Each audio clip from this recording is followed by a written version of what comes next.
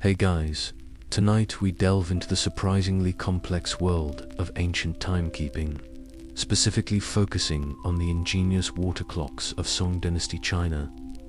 Imagine, if you will, a city thrumming with life, not to the chime of a digital alarm, but to the steady, almost mystical pulse of water flowing from one vessel to another, marking the passage of an emperor's day and, eventually, an entire society's rhythm. Picture the soft lantern light of Kaifeng, the capital, long before electricity, where the only glow in the pre-dawn haze comes from cooking fires and the moon. You're about to step into this world, a world where telling time was an art, a science, and a statement of power. Frankly, given their sanitation and medical knowledge, let's just say that fermented bean paste, mouthwash, wasn't quite Listerine. You probably wouldn't survive a week here, but it's a fascinating place to visit from the comfort of your bed. So, before you get comfortable, take a moment to like the video and subscribe, but only if you genuinely enjoy what I do here. I'd love to see where you're all tuning in from tonight, so drop your city or country and your local time in the comments below. It's always a quiet thrill to see how far these stories travel. Now, dim the lights, maybe turn on a fan for that soft background hum, and let's ease into tonight's journey together. The first thing you notice is the quiet. Not a dead silence, never that in a city like Kaifeng, but a muted, expectant hush that settles just before the true dawn. You're lying on a firm, perhaps slightly lumpy, sleeping mat, the kind that makes your modern memory foam mattress feel like a decadent cloud sent from the future. The air is cool, carrying the faint, damp scent of the nearby Bian Canal, and the more pervasive, earthy aroma of a million lives packed closely together. It's the heart of the northern Song Dynasty, around the 11th century, and you are in what is quite possibly the largest, most vibrant city in the entire world. Kaifeng, a sprawling metropolis, teems with over 1 million souls, a true marvel of urban planning and well-organized chaos. You stretch, your limbs still heavy with sleep. There's no insistent beeping from a smartphone, no glaring numbers demanding your attention. Instead, the day begins to announce itself through a symphony of subtle and not-so-subtle sounds. Far off, you hear the rhythmic creak of a water wheel, already at its task of irrigating a nearby vegetable plot, or perhaps powering a mill. Closer, the soft shuffle of feet, maybe a neighbor, an early riser like yourself, or the city's diligent street sweepers who, bless their ancient souls, were fighting an uphill battle against the daily detritus. You can almost smell the faint aroma of millet porridge beginning to simmer in a nearby dwelling, or the sharp, slightly acrid scent of coal smoke as 1,000 breakfast fires are kindled. It's a smell that, to a modern nose, might scream pollution, but here, it's just the smell of morning, of life. Slowly you rise. Perhaps you unroll the reed blind from your window, if you're fortunate enough to have one that looks out onto a laneway rather than directly into your neighbor's equally modest living space. The light outside is a soft, pearly gray. The city isn't on a grid system like our modern concrete jungles. It's a more organic sprawl of winding alleys and bustling thoroughfares.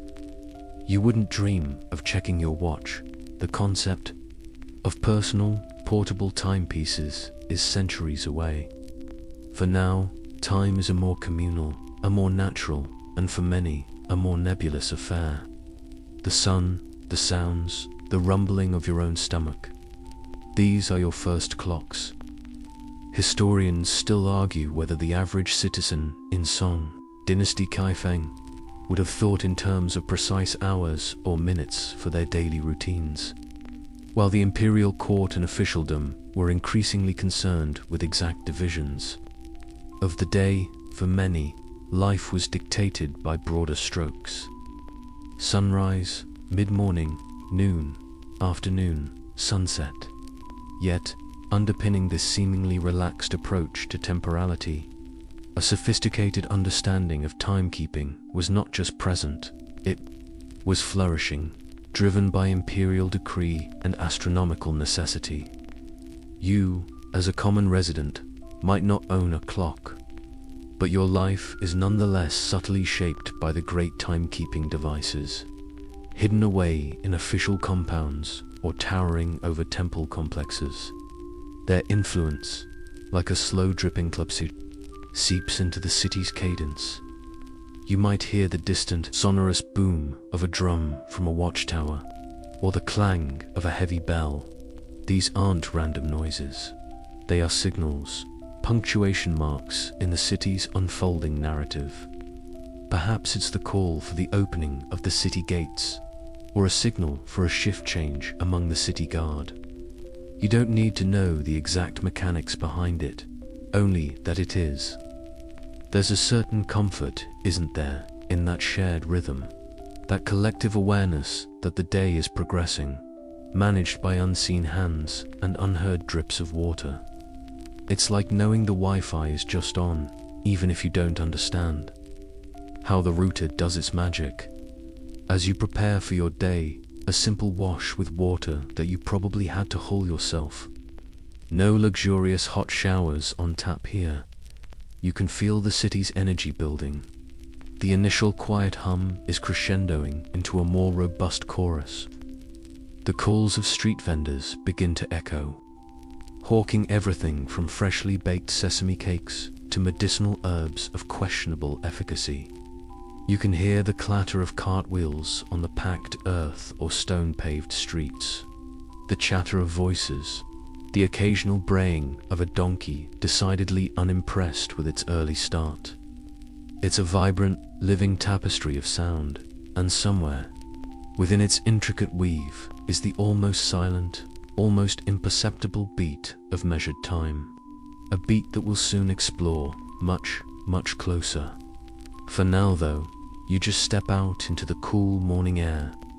Another soul in the vast, waking giant that is Kaifeng, feeling the pulse of a day where time, for you, is still largely a sense, an intuition, rather than a number on a screen.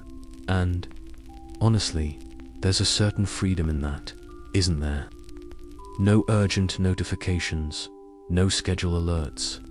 Just the slow, steady unfolding of morning, one breath, one distant drumbeat at a time. As you navigate the increasingly lively streets of Kaifeng, perhaps grabbing a warm steamed bun from a vendor whose smile seems as practiced as his dope whirling, you are, like most residents, blissfully unaware of the intricate temporal ballet being choreographed just a few miles away within the imposing walls of the imperial palace.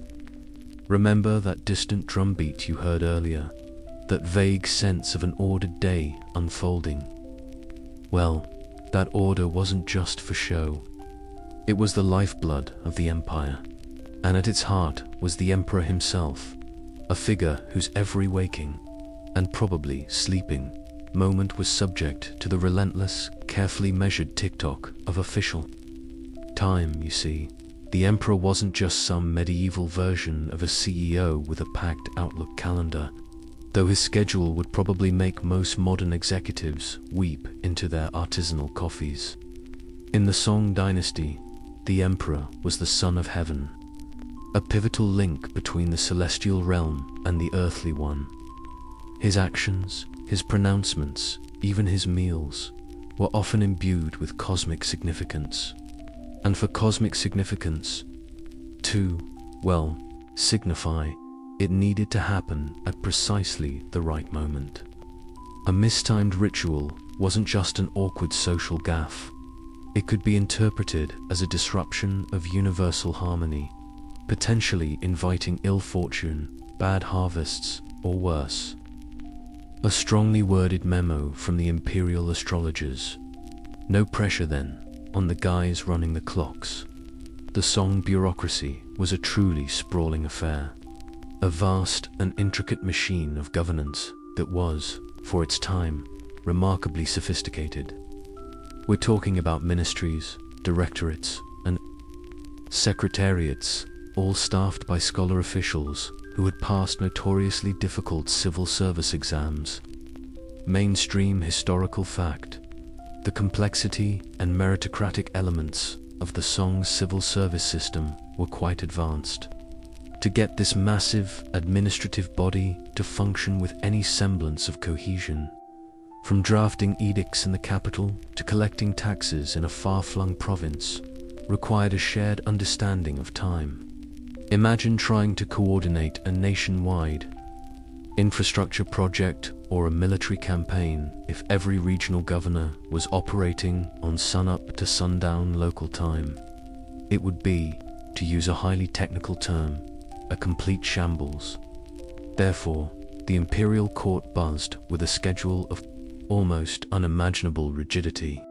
Audiences with officials, meetings of the Grand Council, imperial lectures, yes, even the emperor had to sit through lectures, probably about Confucian ethics or the latest worrying trends in barbarian fashion, and a host underscore of religious and state.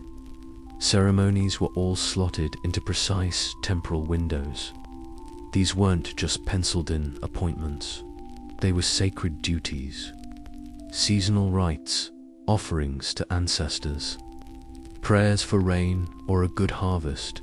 Each had its designated day and, crucially, its designated hour or even quarter hour. The success of these rituals, it was widely believed, depended on this punctuality. You couldn't just decide to hold the spring planting ceremony a bit later because the emperor fancied a lin. The cosmic schedule was non-negotiable. And then there was the astrology. Oh, the astrology. The Imperial Astronomical Bureau wasn't just gazing at stars for poetic inspiration. They were an essential part of the state apparatus tasked with creating the official calendar. Predicting eclipses, always a big deal, and, importantly, determining auspicious and inauspicious times for pretty much everything. Want to launch a new policy? Better check the stars. Planning a royal wedding? Definitely consult the astrologers. Thinking of, say, reprimanding a bumbling minister? There was probably a right and a wrong hour for that too, to ensure maximum impact, or perhaps minimal celestial blowback. This profound belief in the heavens' influence meant that the imperial clocks weren't just keeping time.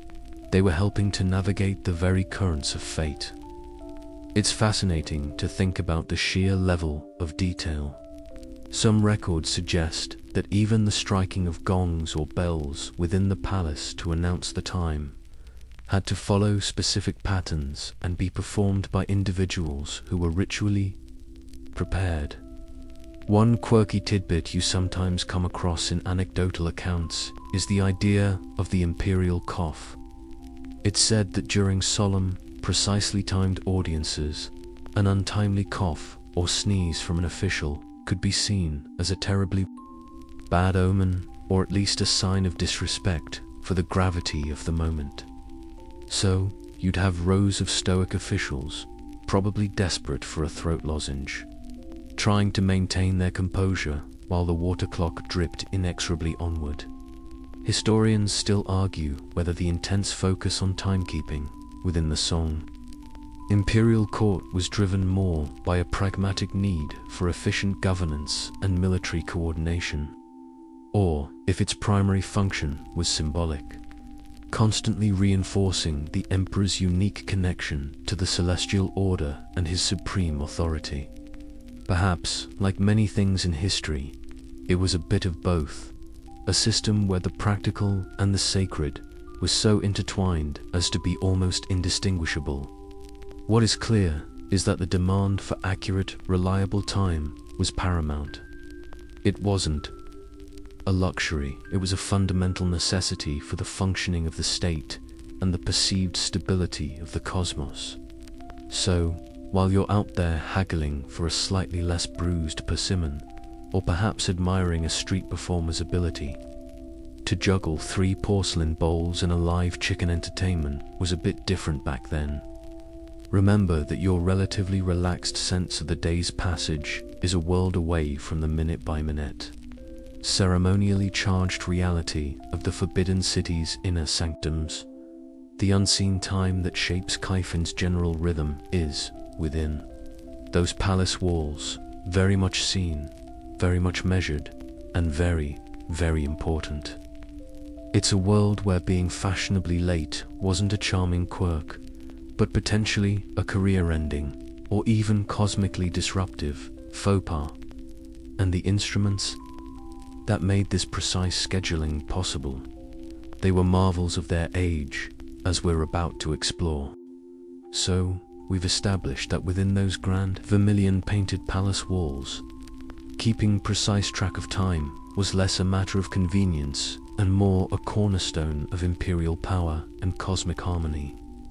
The emperor couldn't just glance at his wrist, mostly because wrists were fashionably unadorned with Patek Philippe's back then, and know it was time for the mid-morning poetry recital. But this obsession with accurate time, culminating in the sophisticated water clocks we're heading towards, didn't just spring out of a void. It was built upon centuries, even millennia, of human ingenuity, of people looking around them and trying to make sense of that invisible, ever-flowing river we call time, often with tools that seem charmingly simple, if not downright quirky, to us now, before the intricate gears and dripping chambers of advanced clepsydras. Your ancestors, and indeed, people all over the ancient world, relied on the biggest clock in the solar system, the sun. The majestic arc of the sun across the sky, the slow creep of shadows, these were the most fundamental timekeepers. Sundials, or gnomons, as their pointy shadow-casting bits are called, were incredibly common. Mainstream historical fact, sundials, in various forms, were used across ancient civilizations, from Egypt and Rome to China.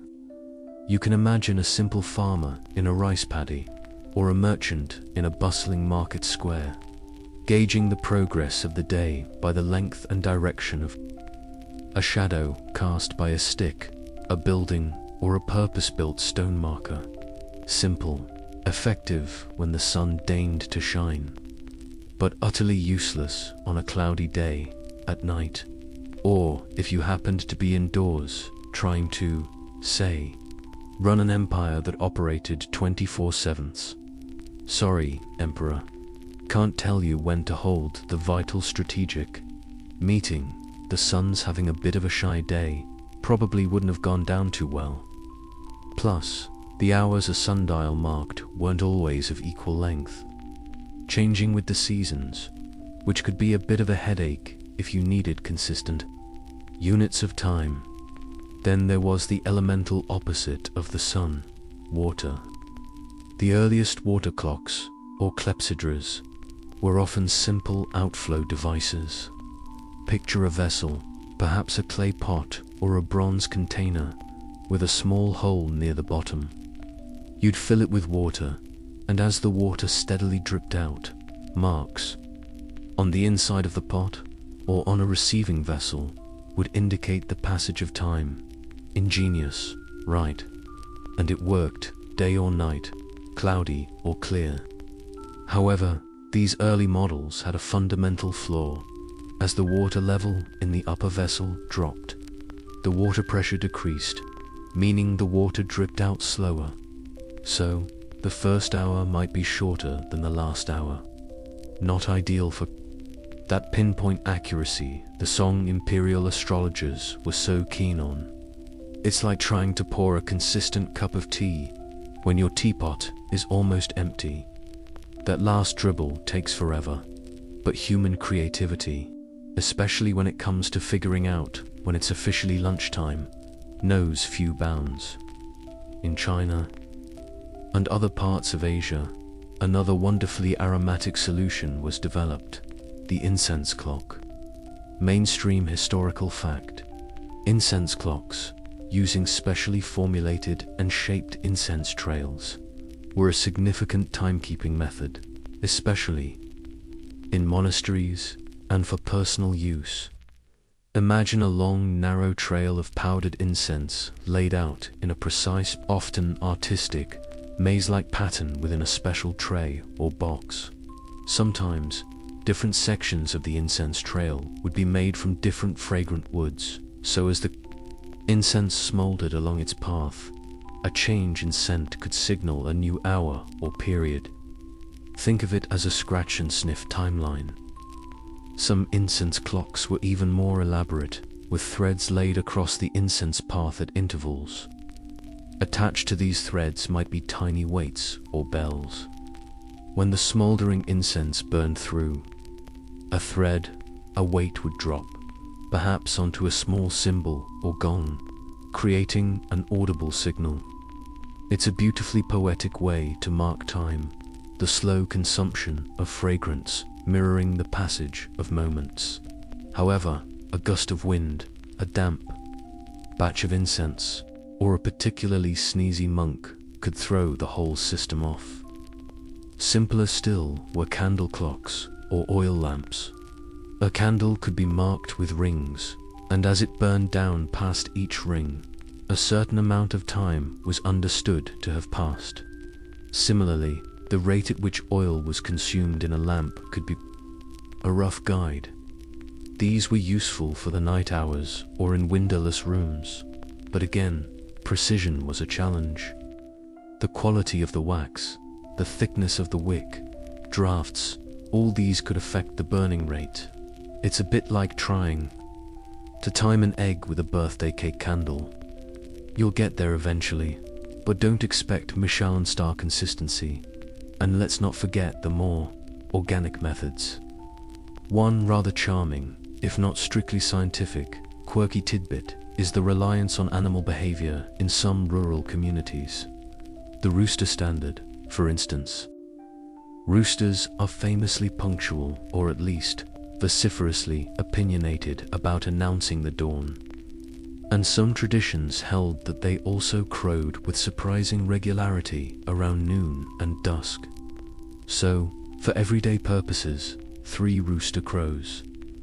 Past sunrise might have been a perfectly acceptable way to arrange a meeting to discuss, say, whose turn it was to do-weed the communal turnip patch. Historians still argue whether the surprisingly consistent flowering times of certain plants, creating what some romantically call flower clocks, were ever practically used for community scheduling, or if this was more of a poetic observation by keen-eyed naturalists. All these methods, the sun's shadow, the dripping water, the burning incense, the crowing rooster, were valiant efforts. They show a deep-seated human need to measure and understand time. But for the Song Dynasty, with its complex bureaucracy, its detailed astronomical calculations, and its emperor whose schedule was, as we've discussed, practically a sacred text, these methods were fast becoming inadequate. They needed something more reliable, more consistent, something that wasn't at the mercy of a cloudy sky, a sleepy rooster, or a drafty room. The demand for precision was pushing the boundaries of technology, paving the way for the truly remarkable advancements in water clock engineering that would define the era, and that you, dear listener, are about to witness unfolding in the heart of Kaifeng. The gentle drip of those early clepsydras was about to become a far more sophisticated and powerful beat. So, we've journeyed from the general hubbub of Kaifeng's awakening, peered into the meticulously scheduled world of the emperor, and taken a detour through the charmingly imprecise timekeeping methods of yesteryear. The sun-dependent sundials, the fragrant but fickle incense clocks, and those roosters with their own rather strong opinions on punctuality. Remember those early water clocks, the simple pots with a hole dripping their way through the hours. We touched upon their biggest headache, the water pressure problem. As the water level dropped, so did the enthusiasm of its drip, turning precise measurement into a bit of a guessing game. It's the ancient equivalent of your phone battery hitting 10%. Suddenly everything slows down and becomes unreliable. This was a serious challenge, because if you're trying to ensure the emperor performs a crucial celestial ritual at exactly the right key, the Chinese quarter-hour unit of time, sort of around mid-morning, just wasn't going to cut it. Let's get a bit more intimate with these clepsydras, shall we? The word itself, clepsydra, comes from Greek, meaning water thief, which is rather poetic, imagining the device slowly stealing away the water as time itself slips by. The most basic form, as we mentioned, is the outflow clepsydra. Mainstream historical fact, outflow clepsydras, where time is measured by water draining out, were among the earliest types. With evidence found in ancient Egypt and Babylon, as well as China, you have a source vessel filled with water. At the bottom, a small spout or hole allows the water to escape. The inside of this vessel might be marked with lines. As the water level descends past each line, a unit of time has passed. Alternatively, the dripping water could be collected in a separate, marked receiving vessel. When the water in the receiver reached a certain line, voila, a unit of time. Simple, yes. But that pesky issue of changing flow rate was the ancient horologist's nemesis. As the water level in the source vessel decreases, the hydrostatic pressure, the force pushing the water out, also decreases. This means the flow starts off relatively brisk and gradually becomes more of a leisurely trickle. Think of a full bathtub draining. It gurgles out enthusiastically at first, then slows to a crawl as it nears empty. So, if your time units were marked evenly on the pot, they wouldn't represent equal amounts of actual time. The hour at the top would be shorter than the hour at the bottom. This was obviously a significant problem if consistency was your goal. And for the Song imperial court, consistency was practically a religion. Engineers and clever thinkers of the time weren't oblivious to this. They wrestled with it. One early approach was to try and make the marks on the inside of the clepsydra non-uniform. They'd be spaced closer together at the top where the water flowed faster, and further apart towards the bottom where it flowed slower. Historians still argue whether these empirically graded scales were achieved through complex mathematical calculation of fluid dynamics, or through meticulous, painstaking trial and error filling, observing, marking, emptying, and repeating, until it was close enough. Imagine the patience required, like calibrating a musical instrument by ear, but with more potential for damp socks. Another idea was to use an inflow clepsydra. Here, instead of measuring the water leaving a vessel, you measure the water entering a receiving vessel. The time is marked by the rising water level in this second container. This doesn't inherently solve the problem of the initial flow rate from the source, but it shifts the focus. If you could somehow ensure that water flowed into this receiving vessel at a constant rate, then evenly spaced marks on its side would indicate equal units of time. The challenge, then, became, how do you create that constant, unvarying inflow early? Attempts to achieve this might have involved things like using a very tall and narrow source vessel. The thinking here is that even if the water level drops, the overall percentage change in height, and thus pressure, over a given period is smaller than in a wide, shallow vessel. Or, more labor-intensively, someone could be tasked with constantly topping up the source vessel to keep its water level near constant. The imperial water clock attendant. A job that sounds both crucial and mind-numbingly dull. Your Majesty, the Empire awaits your decree, but first, if you'll excuse me, the clepsydra looks a bit thirsty. The materials used for these vessels were also important. Porous pottery would obviously be a disaster, absorbing water and potentially altering flow rates or just leaking everywhere. Bronze was a common choice for more sophisticated and durable clepsydras, carefully cast and finished to be watertight. For particularly important or imperial clocks, one might imagine even more precious materials, though functionality would always be key.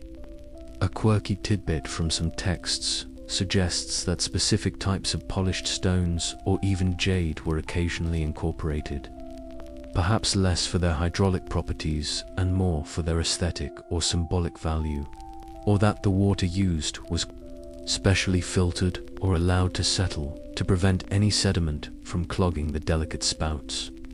Ritual cleaning of the clepsydra, ensuring the orifices were clear and the surfaces smooth, would have been a vital part of its maintenance.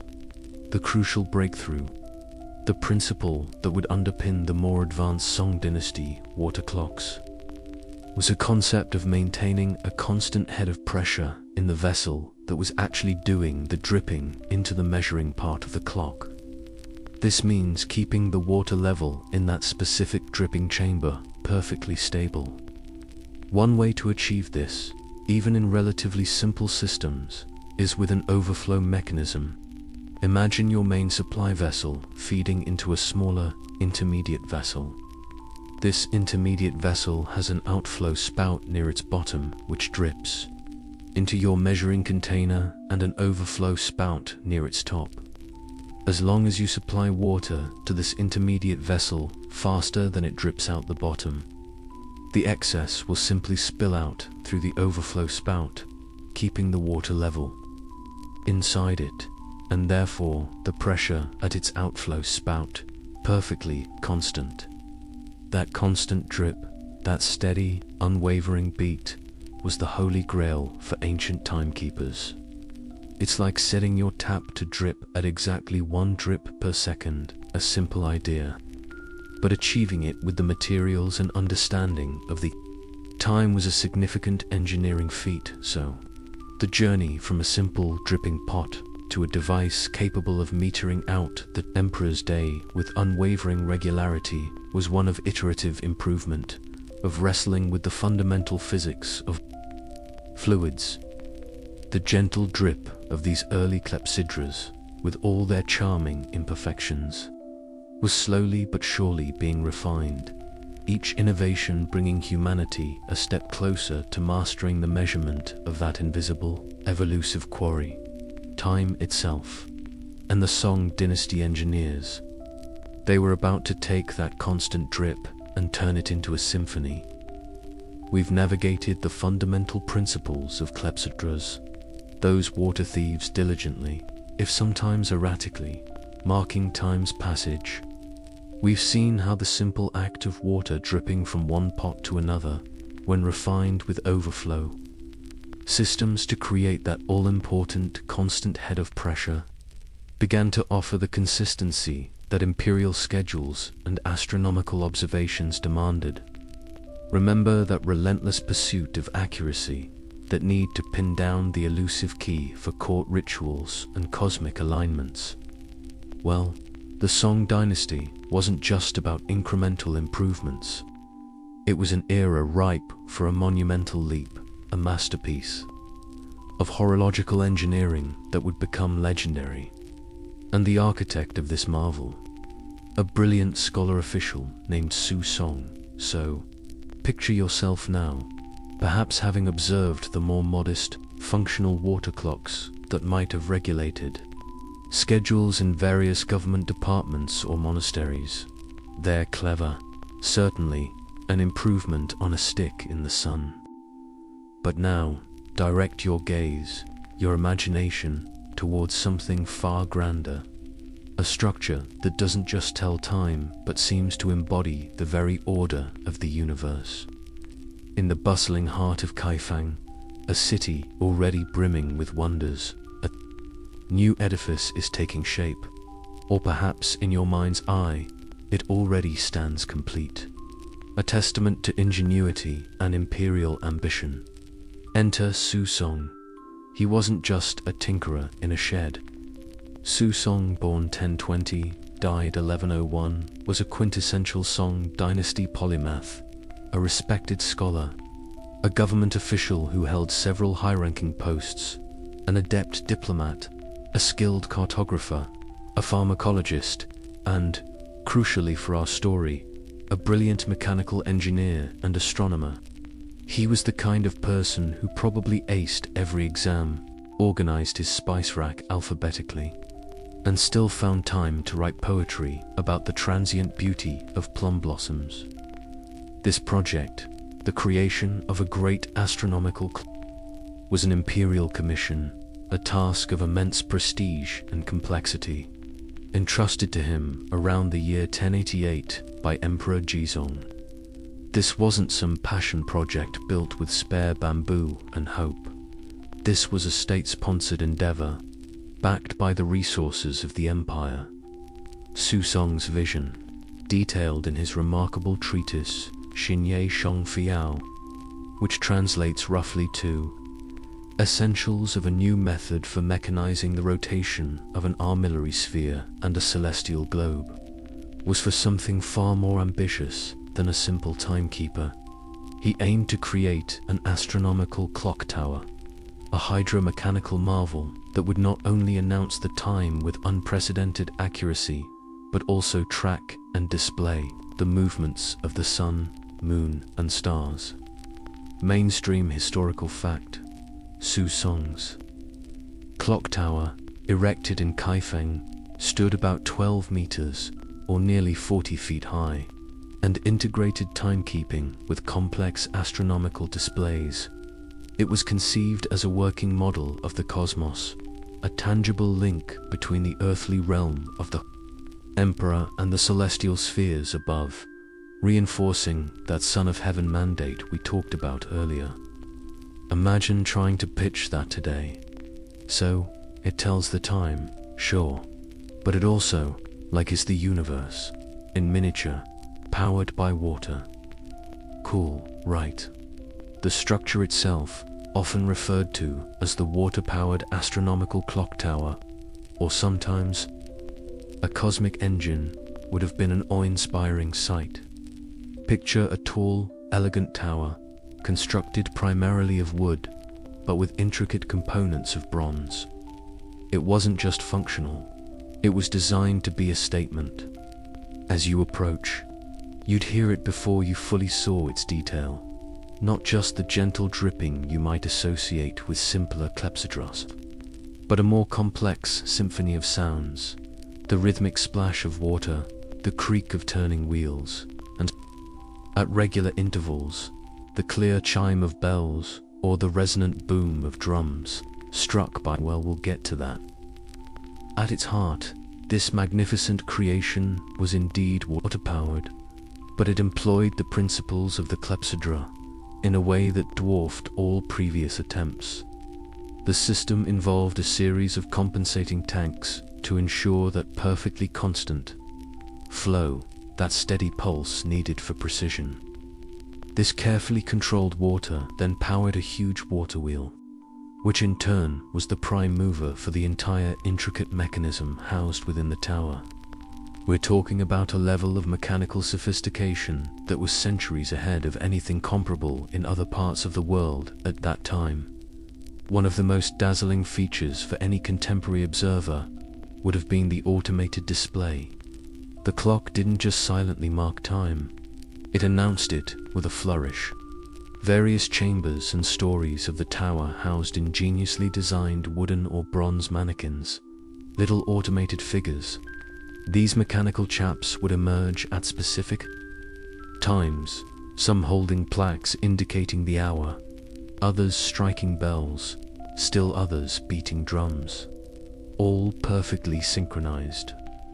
It must have seemed like magic, a mechanical theater playing out the minutes and hours for all to see and hear.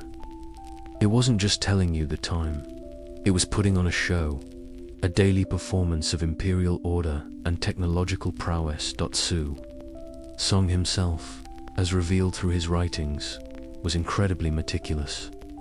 A quirky tidbit is that his Xinye Shangfayo is so detailed in its descriptions of the clock's components, its gearing, and its assembly, that modern engineers have been able to create working reconstructions based almost entirely on his 900-year-old text.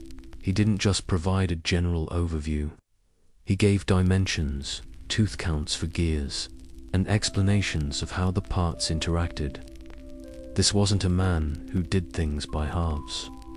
He even included sections on astronomical theory and the proper alignment of observational instruments, showing his holistic understanding of the project. Naturally, such a groundbreaking achievement doesn't exist in a vacuum. Historians still argue whether Su Song's design was an entirely novel invention, a stroke of solitary genius, or if it represented the culmination of a longer, less documented tradition of mechanical clockmaking in China, perhaps incorporating significant advancements from earlier, now anonymous, craftsmen whose work has been lost to the ravages of time. It's a common theme in the history of invention, the great man versus the slow accretion of collective knowledge. What's undeniable is that Su Song documented his creation with such clarity and precision that he secured its place, and his own, in the annals of science and technology. So, as you stand in the shadow of this imaginary tower, feel the ground subtly vibrate with the turning of its great water wheel. Listen to the complex, rhythmic sounds emanating from within. This isn't just a clock. It's a statement, a research instrument, a public spectacle, and a symbol of an empire at the peak of its scientific and cultural sophistication. It's the Song Dynasty's very own time machine, in a way, not for traveling through time, but for mastering its measurement. Su Song, the modest scholar-official, had, in effect, captured a piece of the heavens and brought it down to earth, powered by the humble, persistent drip of water. The details of how this mechanical marvel actually worked, those intricate gears and escapements, that's where our journey takes us next. Alright, you've been introduced to the magnificent Su Song and the sheer grandeur of his astronomical clock tower. That 40-foot marvel of wood and bronze, standing proudly in Kaifeng. You've appreciated its purpose, not just a timekeeper, but a cosmic model, a testament to imperial power and scientific understanding. But now, let's do what every curious mind wants to do when faced with an impressive piece of machinery. Let's peek under the hood. Imagine you have a special all-access pass, perhaps from Su Song himself. Impressed by your genuine, if sleepy, curiosity, you step through a discreet door at the base of the tower, away from the public gaze, and into the very heart of this cosmic engine. The first thing that might strike you as you move deeper inside is the controlled, rhythmic soundscape. It's no longer just the distant chimes or drum beats. Here, it's the sound of industry, of power being harnessed. You'd hear the constant, gentle rush of water from those carefully regulated clepsydra tanks. We discussed the ones with the overflow systems, ensuring that vital constant head of pressure. This water isn't just pooling. It's being directed, channeled with purpose towards the clock's prime mover, a truly enormous water wheel. Picture it, a colossal wooden wheel, perhaps several meters in diameter, with a series of scoops or buckets arrayed around its circumference.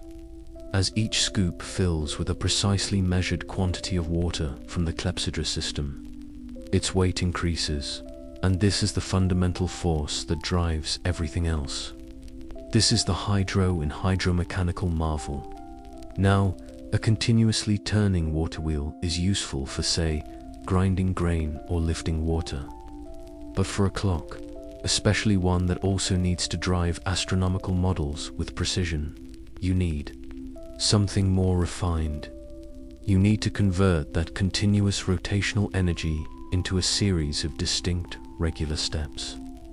This is where the true genius of Su Song's design, and the part that horologists get really excited about, comes into play. The escapement mechanism, mainstream historical fact. Su Song's clock featured a sophisticated, chain-driven scoop wheel. Escapement, a pivotal invention that allowed for controlled, intermittent motion. Think of an escapement as the conductor of an orchestra, telling the raw power of the water wheel when to play and when to pause, ensuring each note or movement is perfectly timed. So how did this ancient Chinese escapement work its magic? Imagine one of those buckets on the great water wheel slowly filling. As it becomes heavier, it wants to make the wheel turn, but it can't, not yet. A carefully designed system of levers and catches, a kind of mechanical gatekeeper, holds the wheel in check. When the water in the scoop reaches a precise level, its weight finally becomes enough to trip this gate. There'd be a satisfying clunk or thump as the lock releases, and the great wheel lurches forward, but only by a small, fixed amount. As it turns this small increment, it does several things. It allows the now full scoop to discharge its water. It brings the next empty scoop into position to be filled, and crucially, it resets the locking mechanism, which then stops the wheel. Again, ready for the cycle to repeat. It's this stop-start, controlled release of energy that creates the clock's rhythmic beat. Each tick, or more accurately, each clunk of this massive mechanism represented a precise unit of time. The sound of this escapement would have been quite distinct. Not the delicate tick-tock of a grandfather clock, but a more substantial, resonant series of actions. Quirky tidbit, given the scale and materials, large wooden components, bronze, fittings, the rush of water, the primary sound might have been a rhythmic sequence of a whoosh as water filled a scoop, a click as a lock engaged, a pause, then a weighty thump as the wheel advanced and the mechanism reset. It would be the very heartbeat of the tower, a constant reminder of the controlled power within. Su Song's design, as detailed in his Xinye Shengfei'ou, involved a series of counterweighted levers and long finger-like stopping components, all working in harmony. But the ingenuity didn't stop there. Once you have this regular, stepped rotation of the main water wheel, you need to transmit that motion to all the other parts of the clock. The time-reporting mannequins on different levels, the rotating celestial globe that mirrored the night sky, and the armillary sphere, an intricate model of celestial circles used for astronomical observation. For this, Su Song employed another remarkable innovation for its time. Chain drives, yes, like a bicycle chain, but on a much grander 11th century scale. These chains, likely made of iron or bronze links, would have run from the main drive shaft, powered by the escapement-controlled water wheel, to various other gears and axles throughout the tower, ensuring that everything moved in perfect synchrony. The celestial globe would turn smoothly, showing the stars rising and setting, while the mannequins would pop out right on cue to strike their gongs. The level of precision required in crafting these components, the toothed gears, the carefully balanced levers of the escapement, the links of the chain drives, is truly astounding, especially considering they were primarily made from wood and bronze, shaped by hand or with relatively simple tools. This is where Su Song's, which we glimpsed in his detailed writings, truly shone. Every part had to be perfectly measured, perfectly formed, and perfectly assembled for the whole colossal machine to function as intended. It's like a giant three-dimensional jigsaw puzzle, where every piece not only has to fit but also has to work. Historians still argue whether the specific form of link-and pin escapement used by Su Song was a completely original invention, born solely from his genius and the requirements of this grand project, or if it evolved from earlier, perhaps smaller and less documented, escapement-like mechanisms that might have been used in other Chinese automata, like animated toys or complex crossbow triggers. Regardless of its precise lineage, its application in a machine of this scale and complexity, and its detailed documentation by Su Song, mark it as a monumental achievement in the history of technology. It was, in essence, one of the very first mechanical clocks as we understand the term, a direct ancestor to the pendulum clocks that would eventually appear in Europe centuries later. Imagine the scene: the dimly lit interior of the tower, the air cool and slightly damp from the water, the rhythmic sounds of the machinery a constant presence. You'd see the massive wheel turning in its deliberate, stepwise motion, the glint of metal on the chains and gears, all working together like some benevolent time-telling giant. It's a far cry from just watching water drip from a pot, isn't it? This is controlled power, precision engineering, a symphony of mechanics designed to capture the very rhythm of the cosmos. And it all starts with that humble, constant drip, magnified and transformed by human ingenuity. So, you've ventured deep into the mechanical heart of Su Song's magnificent clock tower, witnessing the ingenious dance of its water wheel, the satisfying clunk of its escapement, and the purposeful journey of its chain drives. It's clear this isn't just an oversized hourglass, but the true majesty of this cosmic engine, as it was aptly nicknamed, lay not just in its ability to tell you the Shi and the K, the hours and quarter hours, with unprecedented accuracy, but in how it wove those earthly measures of time into the grand, sweeping tapestry of the heavens. This machine was designed to be a bridge between the Emperor's realm and the celestial sphere, a constant, visible reminder of the intricate connections between human affairs and cosmic order. Remember, the Emperor was the son of heaven. His legitimacy, his authority, rested heavily on the idea that he was in harmony with the universe, that he understood its rhythms and could interpret its signs. Therefore, an instrument that could accurately model the movements of the stars, sun and moon, was far more than a scientific curiosity. It was a potent symbol of imperial wisdom and power. It was, in a way, like having a direct line to the cosmos, right there in Kaifeng. Far more reliable than waiting for a pigeon with a message from Zeus. Two key features of Su Song's clock tower transformed it from a mere timekeeper into a sophisticated astronomical instrument, the armillary sphere and the celestial globe.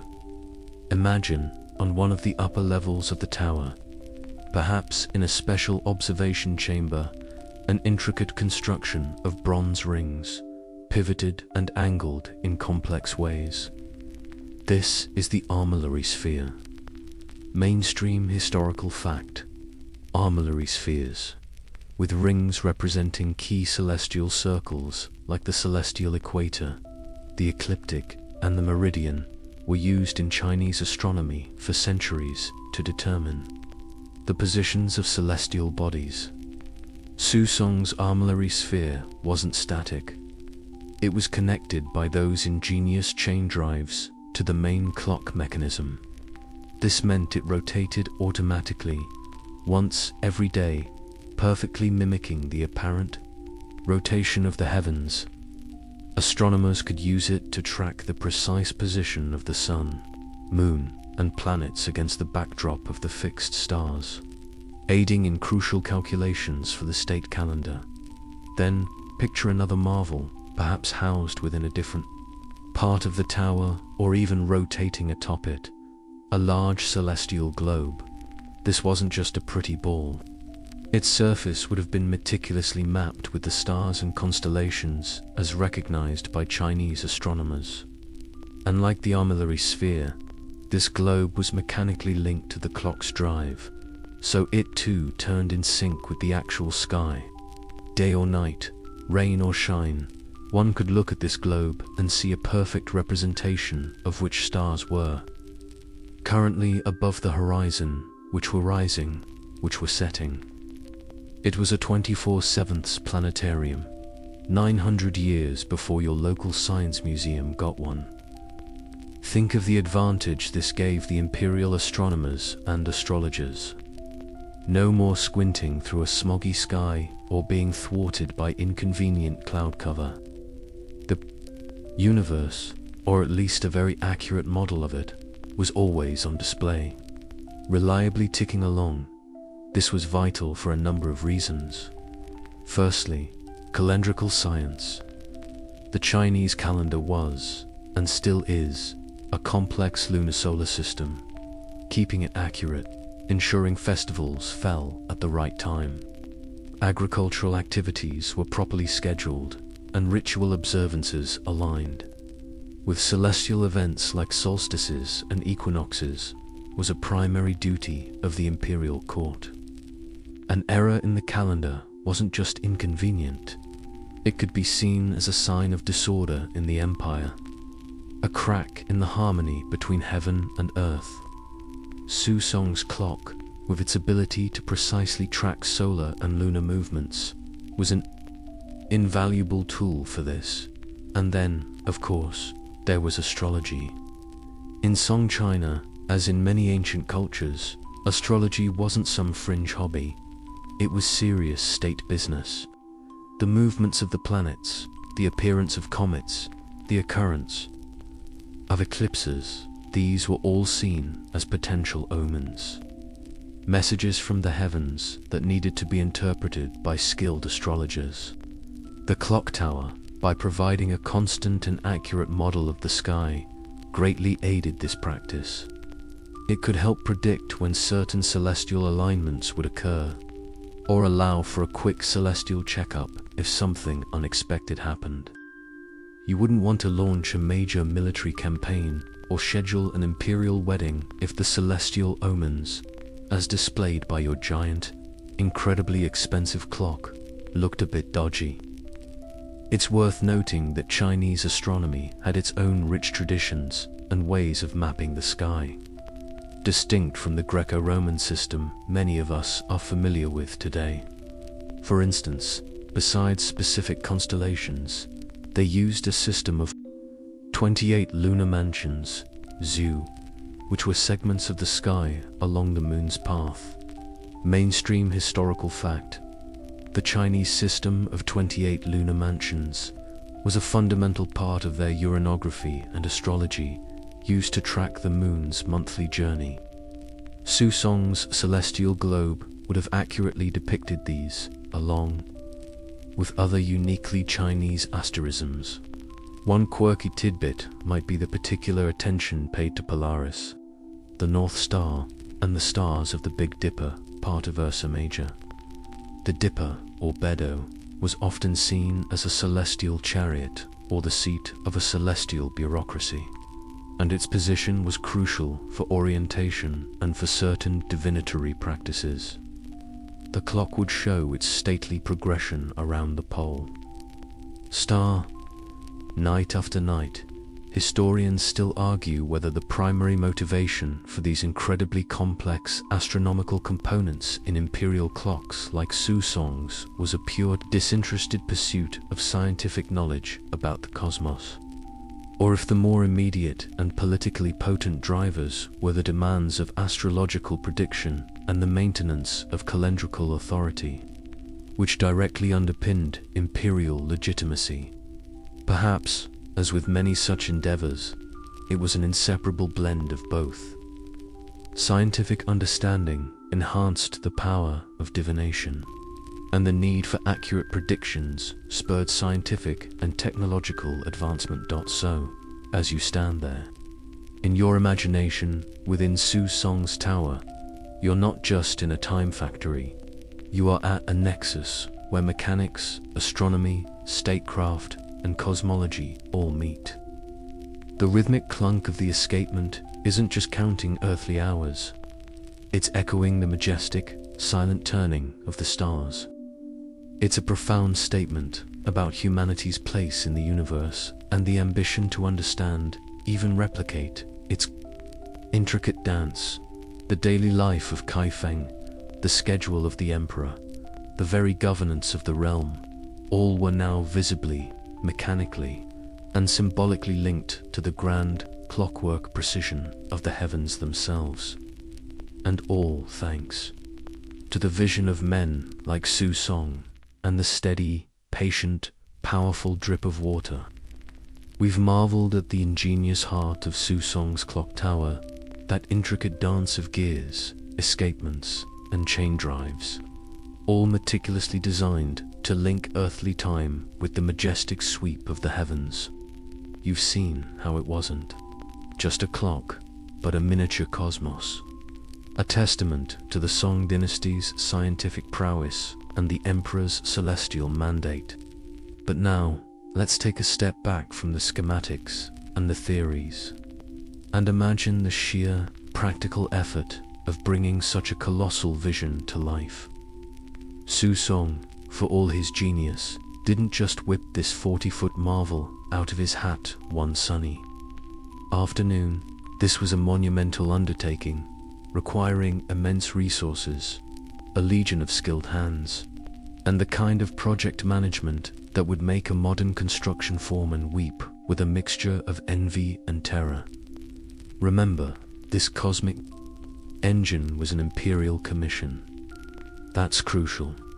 It means that behind Su Song's brilliant plans stood the full might and resources of the Song Empire. This wasn't a crowd-funded startup. This was the 11th century equivalent of a NASA mission, demanding the best materials, the most skilled artisans, and a budget that likely had several zeros on the end, even if they were counted in strings of copper cash rather than dollars. The Emperor wanted a statement piece, and a statement piece he would get, regardless of the man-hours or the quantity of bronze required. So, picture the scene. A designated area within Kaifeng, perhaps near the palace or an important observatory, cordoned off for this grand project. Scaffolding, made of sturdy bamboo, would begin to climb, forming a temporary skeleton around the space where the tower would rise. The air would soon be thick with the sounds of creation, the rhythmic thud of mallets on chisels as carpenters shaped massive timbers, the clang of hammers on metal from the forges of the bronze workers, the shouts of foremen directing teams of laborers, and perhaps the quieter, more focused sounds of Su Song himself, or his trusted deputies, poring over diagrams and ensuring every detail was being meticulously followed. It would have been a hive of highly skilled activity.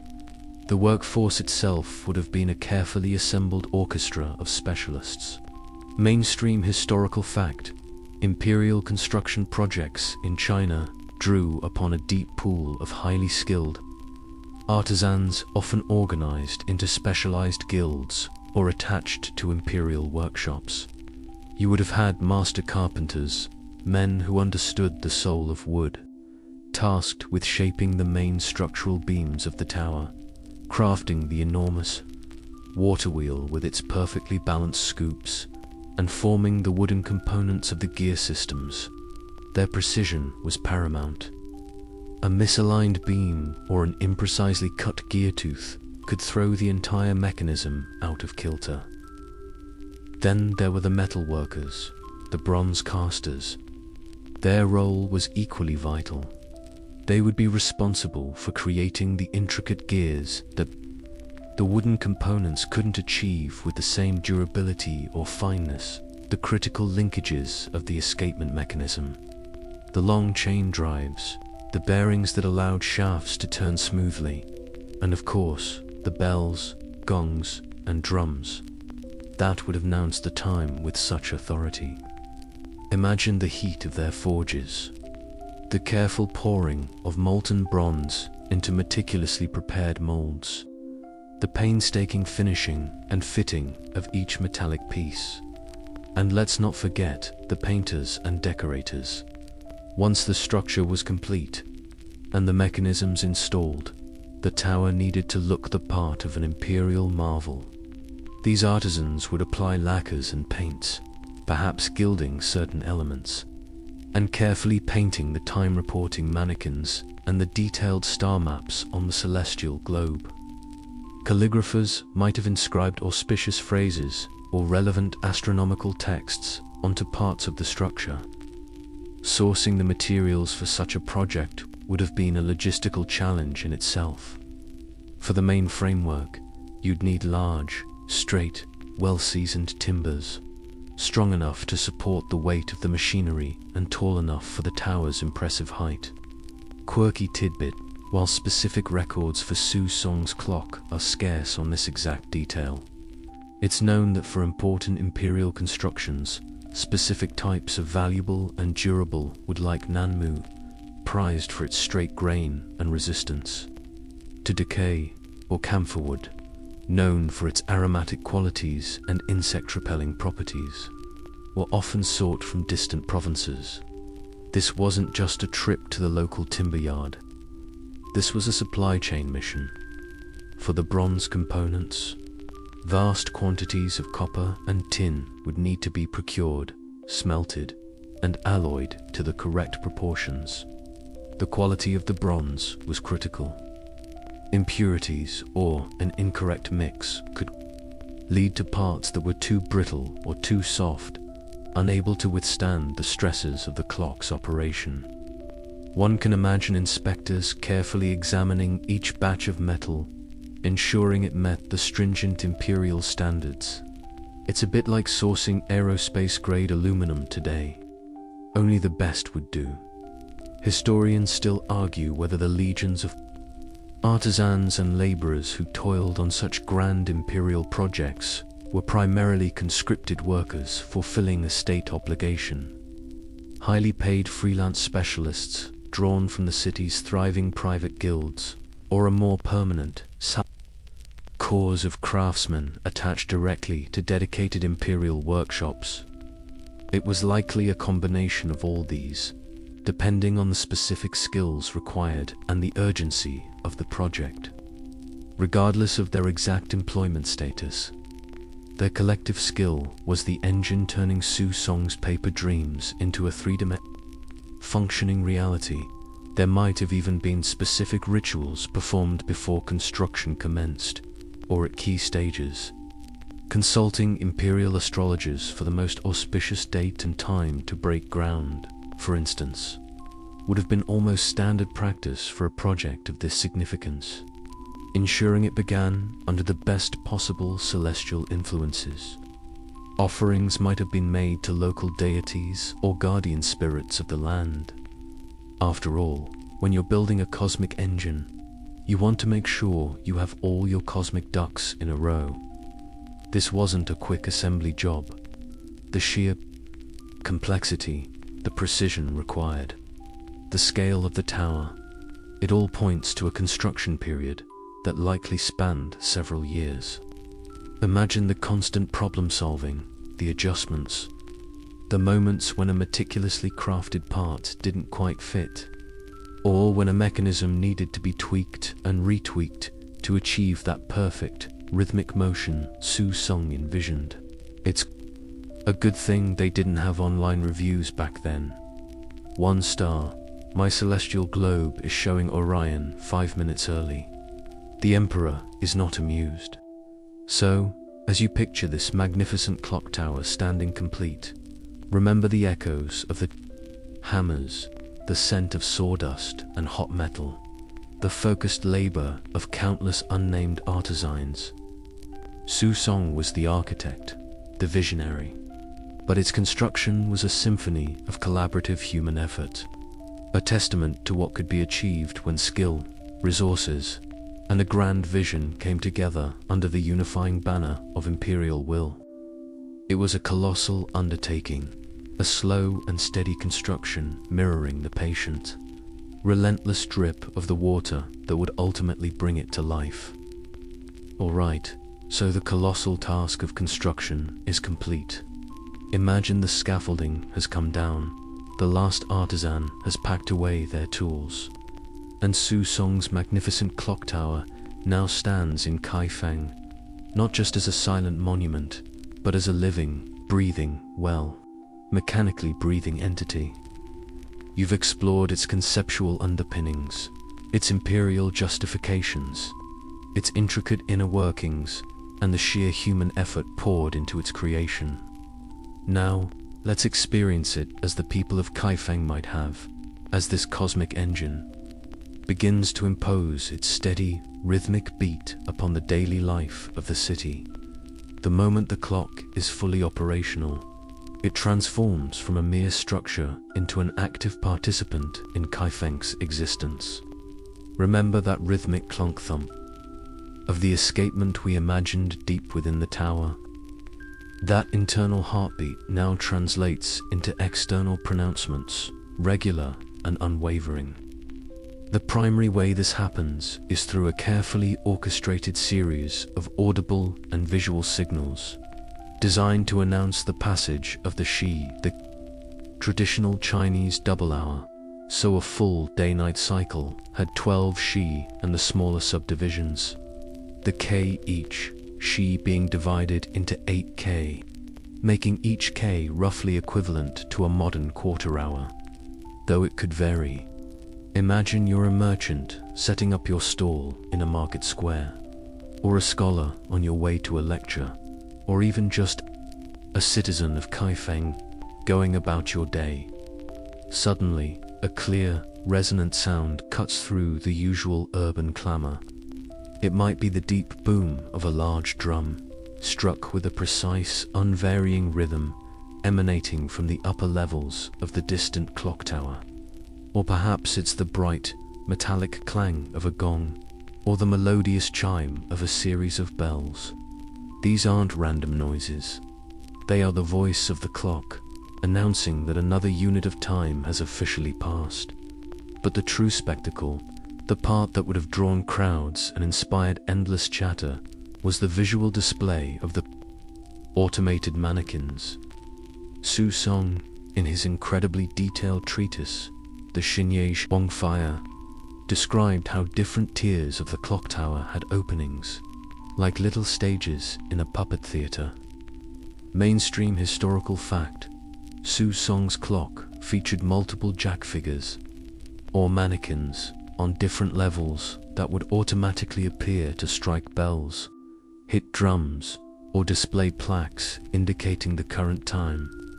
As the internal mechanisms, powered by that great water wheel and regulated by the ascending, reached a specific point in their cycle, they would trigger these mannequins into action. Picture this: on one level, as a new Shi begins, a pair of doors might swing open and out slides a smartly dressed little figure, perhaps crafted from painted wood or gleaming bronze, holding up a plaque with a large character indicating the name of that particular double hour, hour of the dragon hour, of the horse, and so on. This figure would remain visible for the duration of that Shi, a constant visual reminder. On another level, smaller mannequins might appear at each key. One could emerge and strike a bell with a tiny mechanical hammer. Another might hit a small drum. The precision of their movements, perfectly synchronized with the internal workings of the clock, would have seemed nothing short of magical to most onlookers. You can almost hear the collective gasp of the crowd the first time they witnessed a little wooden official pop out right on cue and smack a gong. It's like the world's most elaborate, and certainly most expensive, cuckoo clock, but instead of a bird, you get a whole cast of punctual performers. How would this regular, public announcement of time have begun to shape the daily routines of Kaifeng? For the imperial court and government officers, the signals from the clock tower would have provided an undeniable, standardized framework for the day. No more arguing about whether an official was late based on the sun's somewhat ambiguous position. The clock said it was the hour of the snake, and therefore the meeting was starting. Period. For the wider populace, especially those living or working within earshot of its chimes and drums, the clock's pronouncements would have offered a new kind of temporal structure. Perhaps market activities became more synchronized, with vendors knowing the official time to open or close. City gates might have been operated according to its signals. Even social engagements might have started to be arranged with a new degree of precision. Meet me by the noodle cellar just after the third drum of the hour of the monkey. The public reaction to such a marvel would have been fascinating. There would undoubtedly have been awe and wonder at the ingenuity of it. All but perhaps also a touch of fear or superstition. Quirky tidbit. It's easy to imagine folk tales or local legends springing up about the little figures in the clock tower. Were they powered by spirits? Did they have personalities? Maybe children would dare each other to try and predict which mannequin would appear next, or tell stories about what they did inside the tower when no one was looking. For many, it would have been their first encounter with complex automation, a visible manifestation of the emperor's almost supernatural ability to command order. It's not every day you see a 40-foot tower playing drums by itself. Of course, these regular announcements were also a constant, audible and visible reinforcement of imperial authority. The clock wasn't just a public utility, it was a symbol. Its regular, unwavering pronouncements demonstrated the order and precision of the emperor's realm, a realm so advanced it could even mechanize the heavens and standardize time itself. Every chime was a reminder of the sophisticated administration and the celestial connection of the Son of Heaven. Historians still argue whether the audible signals from Su Song's clock tower, particularly the louder drums and gongs, were truly intended for citywide time dissemination, reaching deep into the residential hutongs and bustling marketplaces, or if their effective range and primary significance were largely confined to the imperial palace complex itself and the immediately surrounding official precincts. The sheer ambient noise of a city like Kaifeng might have muffled the sounds considerably at a distance. But even if its direct sensory impact was localized, its fame and the knowledge of its existence and function would have spread throughout the city and beyond, contributing to a growing awareness of standardized, official time. Imagine the shift in the city's pulse. Before, time was more fluid, tied to the sun, the seasons, the natural rhythms. Now, overlaid upon that, is this new, mechanical beat, precise and unyielding. It doesn't replace the old ways entirely, not for everyone, but it adds a new layer of temporal definition. It's the beginning of a world where time isn't just felt, but measured, announced, and even, in a way, performed. You'd check your schedule not by looking at your phone, but by listening for the imperial robot drummers. And you certainly wouldn't want to be the person whose job it was to oil Sir Clunky if he started missing his cues. The emperor's meticulously structured day depended on it. So Su Song's magnificent clock tower stands proudly in Kaifeng, its automated mannequins dutifully parading, its gongs and drums marking the Shi and the K with unwavering mechanical precision. We've seen how it structured the emperor's day and awed the populace with its celestial ballet. But what about the ripples? Does such a profound innovation, such a public display of measured time, remain confined within the gilded cage of imperial ritual and officialdom? Or does the concept of standardized time, like a seed on the wind, begin to find fertile ground in the bustling streets and marketplaces of the wider city? While your average street vendor selling sweet rice cakes, or a boatman plying his trade on the Bian Canal, probably wasn't about to install a miniature water clock in their humble dwelling.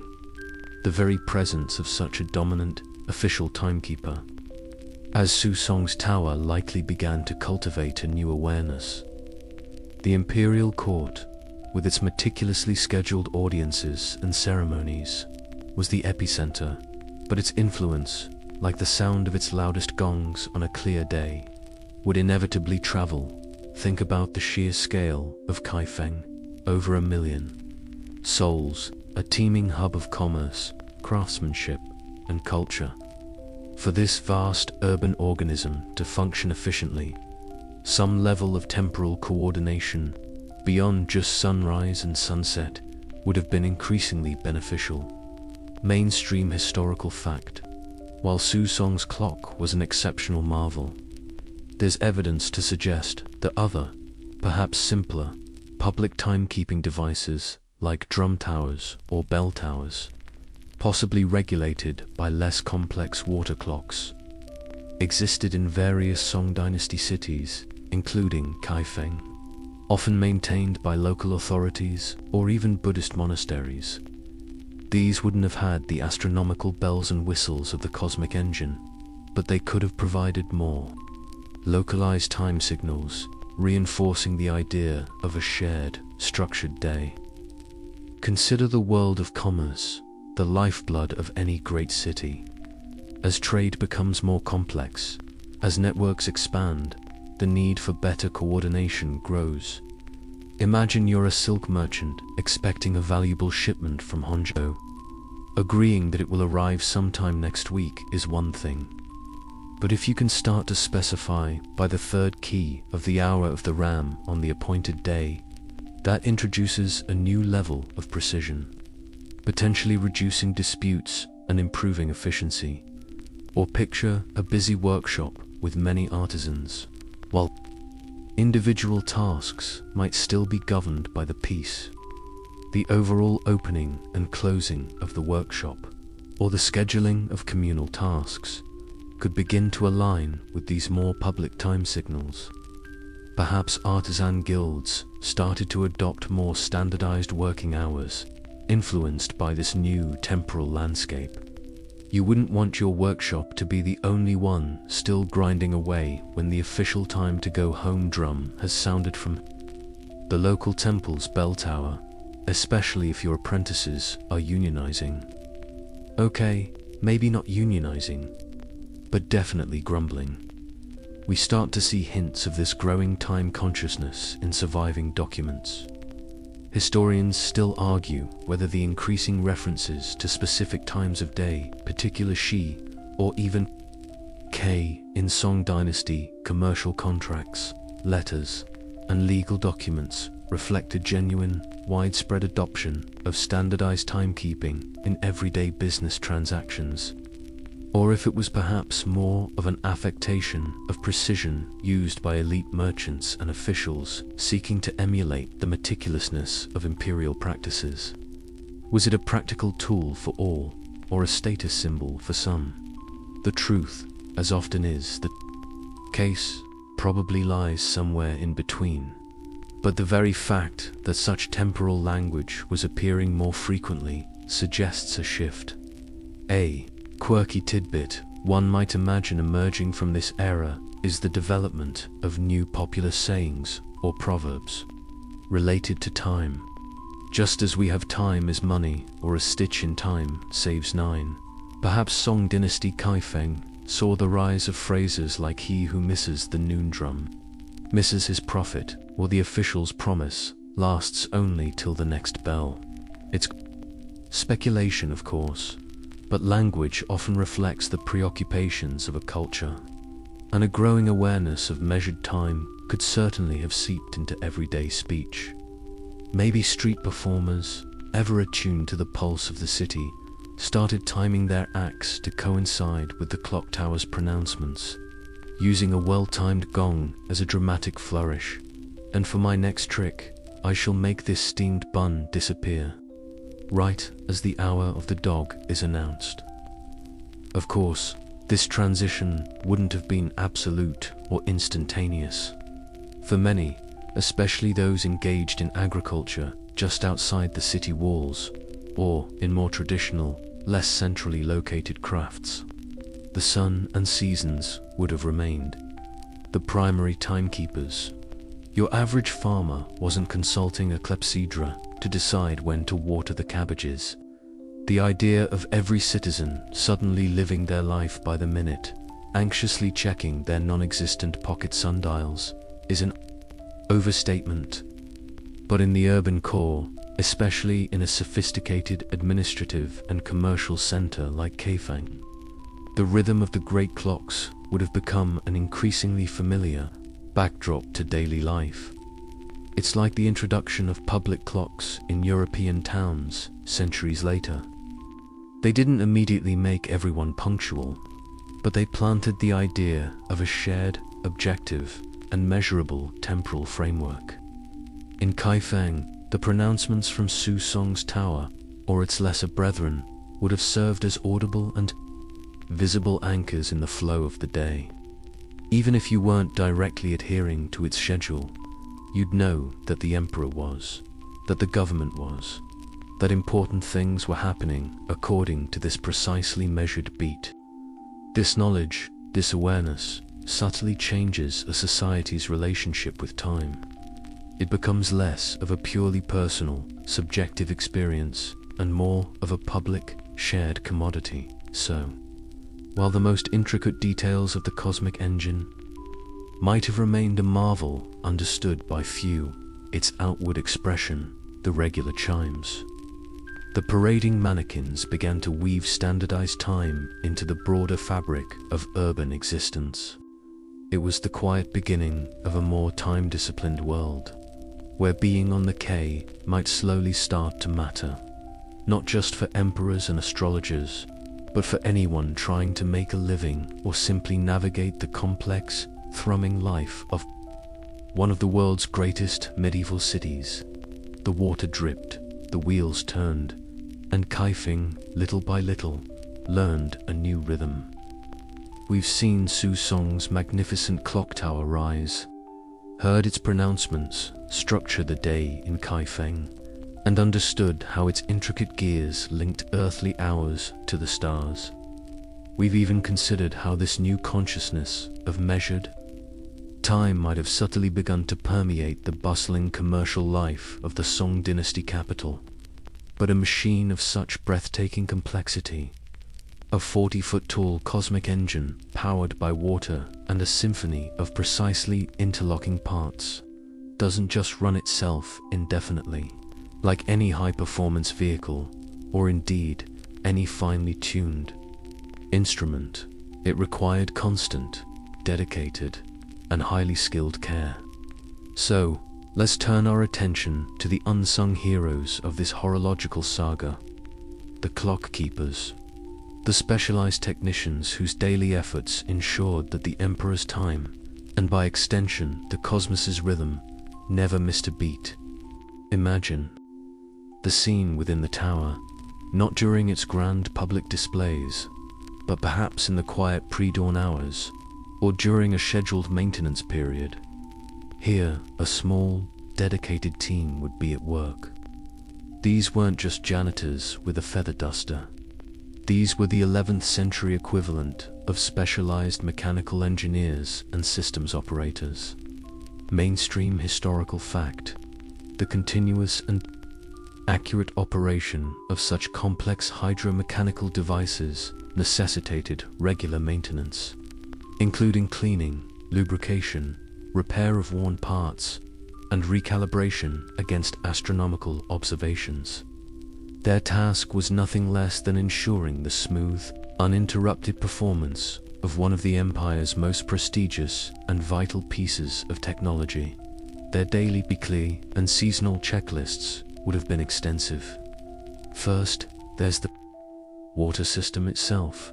The clepsydra tanks, the channels directing water to the great wheel, the overflow spouts all needed to be kept scrupulously clean. Any buildup of sediment or algae could obstruct the flow, leading to inaccuracies or even a complete stoppage. They'd be checking the water levels, ensuring the constant head pressure was being maintained, and perhaps even monitoring the quality of the water itself. No one wants gunk in their cosmic engine. Then, the myriad moving parts, all those wooden and bronze gears, the long chain drives, the levers and catches of the escapement mechanism, the bearings on which the great water wheel and other shafts turned. These would require regular inspection for wear and tear. Wood can warp or crack, especially with changes in humidity. Bronze can corrode or wear down. These technicians would need a keen eye to spot a loose pin, a worn gear tooth, or a slightly misaligned chain before it caused a major breakdown. It's preventative maintenance, ancient style. Lubrication would have been crucial. Metal on metal, or even wood on metal, creates friction, which leads to wear and inefficient operation. The clockkeepers would have applied lubricants, perhaps specific animal fats, clarified plant-based, oils like tung oil, or even concoctions mentioned in alchemical or artisan texts, to keep everything moving smoothly and quietly. Quirky tidbit: while direct evidence for Su Song's clock specifically is elusive, some historical texts on mechanics mention the use of substances like hemp oil or tallow for lubricating machinery. The exact secret source for the imperial clock would have been a carefully guarded piece of operational knowledge. Getting the lubrication just right would be an art in itself. Too little and things grind, too much, and you attract dust and create a sticky mess. And what about accuracy? Su Song's clock was a marvel, but it wasn't infallible.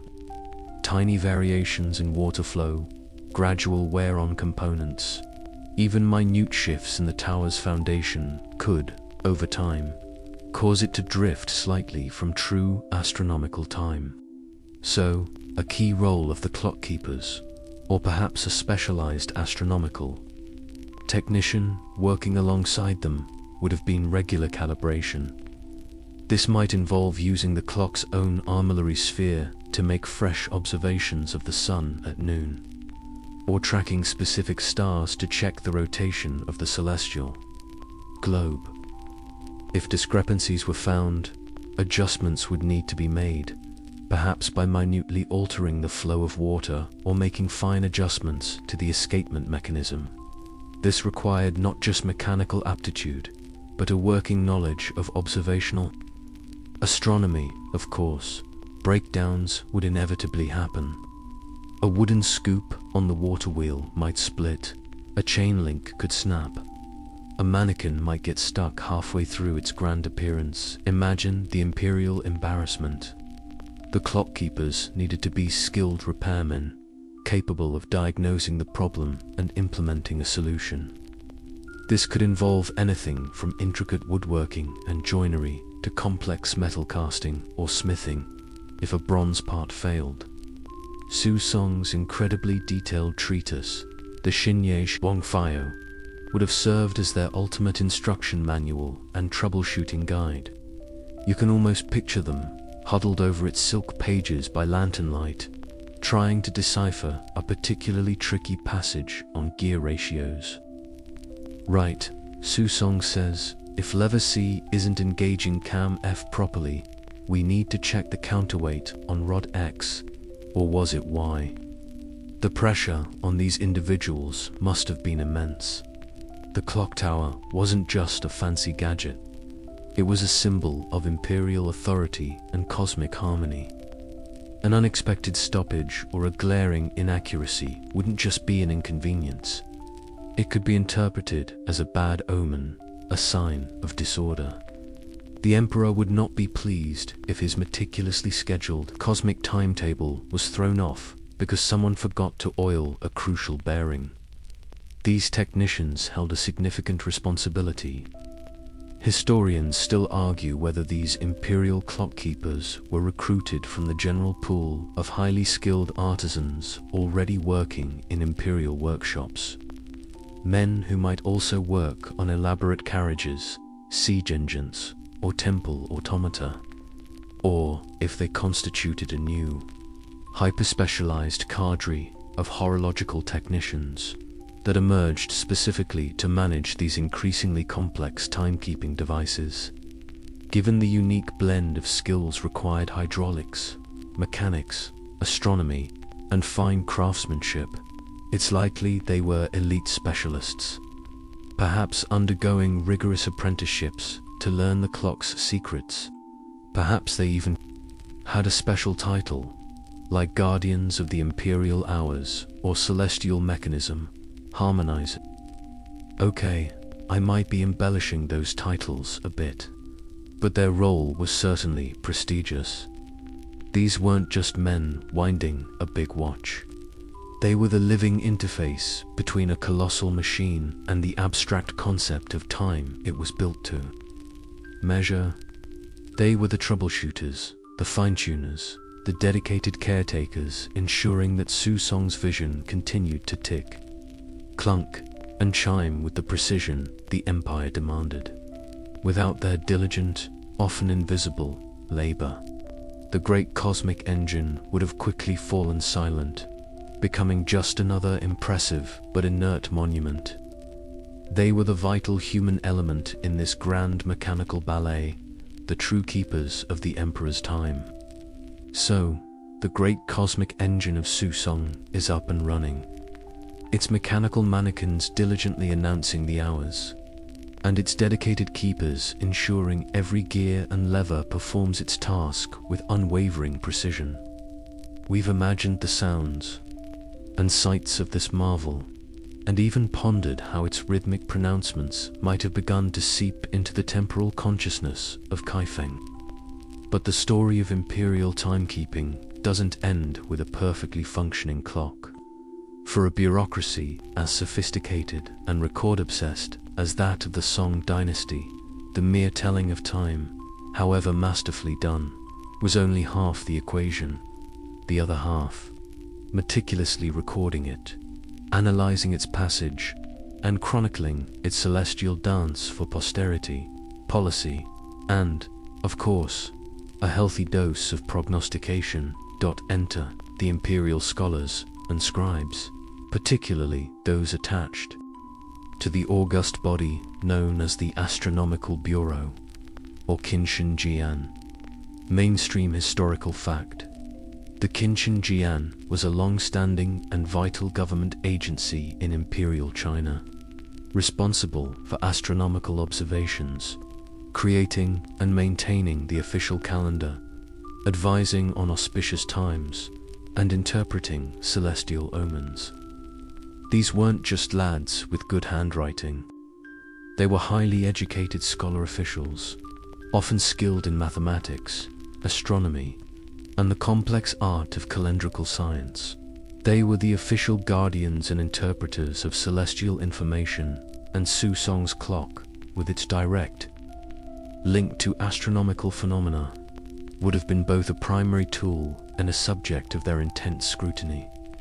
Imagine a quieter section of the imperial palace, or perhaps a dedicated wing within the Astronomical Bureau's compound. Here, amidst shelves laden with scrolls and the faint, scholarly scent of old paper and ink, these scribes would be at their meticulous work. Their duties were manifold. Firstly, they would likely maintain detailed logs related to the great clocktower itself, the reports from the clockkeepers about maintenance performed, any malfunctions encountered, adjustments made to its accuracy, would all be carefully filed. This created an invaluable performance record, a diagnostic history that could inform future repairs, or even the design of subsequent timekeeping devices. It's the 11th century equivalent of a very detailed tech support log, but written with elegant brushstrokes. Then there was the core business of astronomical recording, using the data gleaned from the clock's integrated armillary sphere and rotating celestial globe, as well as from direct observations made with other instruments. These scholars would compile vast chronicles of celestial events, the precise moment of the winter solstice, the path of Venus across the morning sky, the appearance of a guest star, what we might call a nova or supernova, the ominous dimming of a lunar eclipse. All would be noted with the exact Xi and K as determined by the official clock. These weren't just idle jottings. They were vital data points for refining astronomical models and, crucially, for ensuring the accuracy of the state calendar. An accurate calendar was essential for everything from agricultural planning to scheduling major religious festivals and state ceremonies. Getting it wrong could lead to chaos, or at least some very grumpy farmers. Beyond the purely astronomical, the official passage of time, as dictated by the imperial clock, would begin to leave its mark on other types of official documents. Important edicts from the emperor, significant legal judgments, or reports from provincial governors might start to be time-stamped, with the official Xi and K of their issuance or receipt. This added a layer of precision and authority, making it clear exactly when a decree was made or an order given. It's like the difference between an email saying ASAP and one with a precise deadline.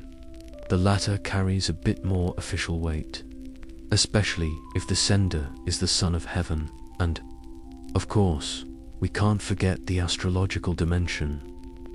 As we've touched upon, the interpretation of celestial omens was a serious business. The scholars of the Astronomical Bureau weren't just observing, they were interpreting. Was that comet a sign of impending doom or a portent of good fortune? Did that particular planetary alignment favor a military campaign or counsel caution? These interpretations, often based on centuries of accumulated astrological lore and cross-referenced with historical precedents, would be compiled into confidential reports for the emperor and his highest advisors. The clock, by providing precise timing for these celestial events, added another layer of data to these weighty prognostications. You can bet your bottom string of cash that if the celestial globe on Su Song's clock showed Mars doing something funky at 3 a.m., someone was being woken up to write a report about it. The materials these scribes used were indicative of the importance of their work. They wouldn't be scribbling on the medieval equivalent of scrap paper.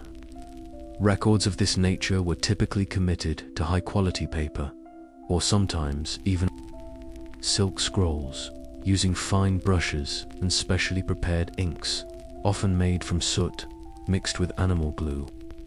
Quirky tidbit for particularly significant entries, such as the observation of a major celestial event, or a direct imperial pronouncement related to the calendar. A scribe might have used a special vermilion ink, or the document might have been stored in a uniquely marked camphorwood chest to signify its importance and protect it from insects. Their calligraphy would be clear and precise, every stroke carrying the weight of official record. They might have even employed specific shorthand symbols or calendrical notations unique to their bureau, a kind of scholarly code. Historians still argue whether the enormous effort poured into compiling these meticulous astronomical and temporal records in Song China was driven primarily by a genuine scientific desire to understand the cosmos and improve practical applications like calendrical accuracy and navigation. Or, if the dominant motivation was the state's need for robust astrological interpretations to bolster its political legitimacy and guide policy. It's a classic debate: science for knowledge versus science for power. Most likely, It was an intricate fusion where accurate observation served both empirical understanding and ideological ends. So, as the great clock tower chimed and clunked its way through the Kaifeng day, another, quieter rhythm was playing out in the scriptoriums of the Astronomical Bureau. It was the rhythm of the brush on paper, the careful unrolling and re-rolling of scrolls, the hushed discussions of celestial mechanics. These scribal time chronicles were the vital bridge between the mechanical precision of Su Song's masterpiece and its practical application in governance, ritual, and the ongoing human endeavor to make sense of their place beneath the stars. They ensured that the time told by the clock wasn't just a fleeting sound, but a permanent, official record, shaping the memory and the future of an empire. We've journeyed alongside Su Song, marveled at the intricate ballet of his clock tower's gears, listened to its chimes echo through Kaifeng, and appreciated the dedication of its keepers and chroniclers. It's easy to imagine this magnificent cosmic engine, a pinnacle of Song Dynasty ingenuity, ticking away indefinitely, a permanent fixture in China's technological landscape. But history, like time itself, is a relentless current, and even the grandest creations can be swept away or slowly fade into silence. So, what happened? Why don't we see these incredible hydromechanical clocks, or their direct descendants, still operating today? The fading tick-tock of these marvels is a story as complex as their inner workings. The first, perhaps most obvious point, is that machines of such astounding complexity are inherently fragile, not necessarily in their construction, but in their reliance on continuous, highly skilled human intervention. Remember those dedicated clock keepers we talked about? Their expertise in mechanics, hydraulics, and even astronomy was the lifeblood of the clock. If that chain of specialized knowledge was broken through war, disease, a simple lack of apprentices, or shifting imperial priorities that no longer valued their specific skills, then the clock's intricate dance would inevitably falter. It's like owning a vintage Bugatti. It's a masterpiece, but you can't just take it to any old mechanic for a tune-up. You need someone who understands its soul, and those experts are rare. And tragically, the era of the Northern Song Dynasty, which fostered such incredible innovation, was not destined to last forever. Mainstream historical fact: one of the most significant blows was the fall of the Northern Song capital, Kaifeng, to the Jurchen Jin invaders in 1127 AD. War is a brutal disruptor of all things delicate and refined, and advanced horology is certainly both, when armies are at the gates and cities are besieged. Maintaining a complex astronomical clock tower understandably slips down the list of priorities. Resources are diverted, skilled artisans are scattered or conscripted, and the peaceful, scholarly environment needed for such pursuits evaporates. Indeed, Su Song's magnificent clock tower in Kaifeng did not survive these tumultuous events unscathed. Historical accounts suggest that when the Jurchens conquered Kaifeng, they were impressed by the clock. They dismantled it, or at least significant parts of it, and attempted to transport it north to their own capital. However, rebuilding and successfully operating such a complex device, especially if they didn't capture the original team of expert technicians or fully grasp Su Song's detailed schematics, assuming the complete set even traveled with the dismantled parts, would have been an immense challenge.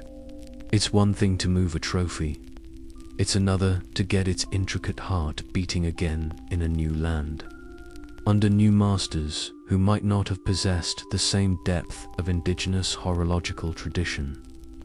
This highlights a crucial factor: the loss of technical knowledge. Su Song had meticulously documented his creation in the Xinyi Shangfeiao. But a manual, however detailed, is not always enough. The tacit knowledge, the hands-on experience, the intuitive understanding that comes from years of working with such a machine, these are much harder to transfer. If the lineage of skilled clock keepers and engineers, who truly understood the nuances of these hydromechanical systems, was broken, then, even with plans, recreating or repairing them to their original glory would be nearly impossible. It's like having the sheet music for a complex symphony but no musicians skilled enough to play it, or no conductor who understands how to bring it all together. Beyond catastrophic events like war, the sheer cost and effort of maintaining such sophisticated devices could also contribute to their decline. In times of economic hardship, or when imperial patronage shifted towards other pressing concerns like defense, or perhaps different scientific fads, the considerable expense of upkeep for a cosmic engine might have been deemed unsustainable. An emperor less fascinated by mechanical wonders, or more concerned with balancing the budget, might quietly defund the imperial clock workshop, leading to a slow decay through neglect. The "isn't it pretty" factor only gets you so much budget. When the tax revenues are down, natural disasters too could have played a role. These were often predominantly wooden structures, susceptible to fire. Floods, a recurring problem in areas near major rivers like the Yellow River close to Kaifeng, could undermine foundations or damage water systems. Earthquakes, though less common in that specific region, are always a possibility. A single major calamity could silence a clock that had run for decades. There's a poignant and somewhat speculative quirky tidbit that sometimes surfaces in discussions of lost technologies. Imagine a later, less enlightened official finding a dormant, partially dismantled clock tower, seeing the valuable bronze in its gears and chains, and ignorant of its true purpose, or too short-sighted to fund its restoration. Orders it to be melted down for coins or weapons.